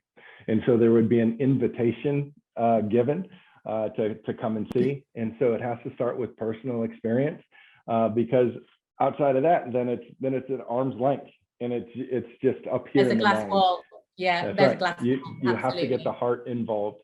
And then the second thing, it would be, what's the one step that you can make to be a little bit more strategic with it? And then invite them. And I think that there's 1,000 next steps, but you have to be able to move into that authenticity and that leadership buy-in one step at a time. I don't think you can do it sweepingly because I do know at the very top, what the concern is are shareholders, not stakeholders. And the bottom line, that has been historically, and until the bottom line, when they start seeing other companies with success doing it this way, will they get on board? So I'm going to do something a little bit controversial here. Zach, you're with us, right? And I know, Will, you have got to go, but Zach, his work is absolutely incredible. And that is a level of sustainability which goes to the evolved CSI that I was referring to earlier. What would you say? Obviously, they're doing amazing as it is, especially from the point of view of sustainability and the metaverse. From your experience as, from what you've done in your work, what would you say to someone like Zach, who, while they're already doing it, is there anything that you could offer in terms of advice or feedback? It would be on behalf of him who is working for a brand. Yeah, right. No, listening to him and just leaning in to what he is doing. Brand is connected with individuals that are connected. That's what makes up companies. And so I would simply come with one word in this idea of legacy. And what is the legacy that we want to leave? Not only as individuals, but that is the outpouring into the organization. So we would talk about legacy. Absolutely. And I genuinely apologies, Zach, for bringing G7G up as an example. I do think what you are doing is absolutely phenomenal. We are all here to learn for sure. Will, thank you so much. I will let you go now. Thank you so much for joining us. And again, everybody go down to chat to get all of Will's details. We will paste them again at the bottom. And I'm sure we can approach you on social media. And I'm sure I will get the opportunity to speak with you or just to listen to you again. Thank you. Great. Thank you so much, everyone. Have a great day. Thank you. Thank you. This is going to be a slightly different format to what we ordinarily do, which is I'm just going to allow you to have the floor and to feedback upon each other's presentations. There are so many questions that we could ask you, and I'm sure you will have the opportunities to respond directly. Tatiana, I know that there was one specific question that was asked, which I wonder if you or Olawale, if you would want to answer really quickly, which was actually asking how companies and organizations and perhaps projects can actually benefit from, and how they can work with us and how DKG can support them around the world. So DKG, Deep Knowledge Group, apologies. Yes, as I already mentioned, we're going to create this dashboard, as Olawale presented the one for Africa. We're going to do one for each continent. So I believe that we can feature the project in our dashboard. And the second, we actually are talking to having a South American project separately, and in Argentina or Brazil. We are discussing with few of our partners. So tune in, just email us. I already answered the question in the Q&A field. They can email me directly and we can discuss and go further from that. Thank you. Wonderful. I'm hoping that everybody has learned from each other here as well. Bora, Enrique, Olawale, Tatiana, everybody, you know, obviously, I know that some had to leave. Thank you so much. And if there's any final sort of comments or anything that you would like to say, please do feel free to do so. Love that, very inspirational guests and panelists. Yeah, thank you very much for inviting us. Great companies, great. You know, I'm glad that your companies are causing such an impact worldwide, and yeah, really glad of. I'm happy to be a part of this too. I hope you know that you're paving the way. All of our speakers, you are paving the way for so many organizations and companies to follow suit, and so many people. I keep saying it, but we're inspired, and our audience will have been inspired. And even if you just affect one person, that one person can go on and make the level of impact that you've been able to do in your communities. Thank you. Thank you, Roxy. Thank you. Thank you. Yeah. I want to thank everybody who stayed so long with us, and everybody who came in to listen. I'm really happy. This is one of our first events at Deep Knowledge Philanthropy, but we definitely will go on, and we will be gathering hopefully live events, real events, not online. So hopefully we'll see each other in person, and this pandemic will be over. So we're really looking forward to it. Absolutely. Absolutely. Thank you everybody once again for joining us for today's presentations and discussions. We will just very quickly wrap up. I wish we could do more. I know that there is so many comments coming through. There should be a sequel, you know. Lord of the Rings was 3 hours and there was 3 of them. I don't think anyone will mind. Yeah, we don't mind. We don't mind. It would be a pleasure to welcome all of you back. And as Tatiana said, I think it would be incredible if one day, you know, let's pray for having in-person opportunities and events again. So before everybody leaves, I just want to encourage you, please, everyone that's tuned in today, everyone that has participated and commented, please do go onto our website. It is deep-knowledge.org, www. at the beginning. You could just Google Deep Knowledge and you will find it. You know, everyone is quite savvy with their tech now. Please subscribe to our events, our updates, our announcements, and please consider clicking on the Contact Us option, which you'll find in the top left as well of the homepage to subscribe, and be the first to access additional analytic reports and IT platform releases, announcements, and updates on this subject. We would be very glad to continue communicating with you and to collaborate with you. So you are welcome to write to us directly about your proposals and your questions, and I hope our speakers would be open to that as well. Thank you so much. Please, everybody, get home safe if you're out, and stay safe, and, you know, God bless you all, and speak to you soon. Bye-bye.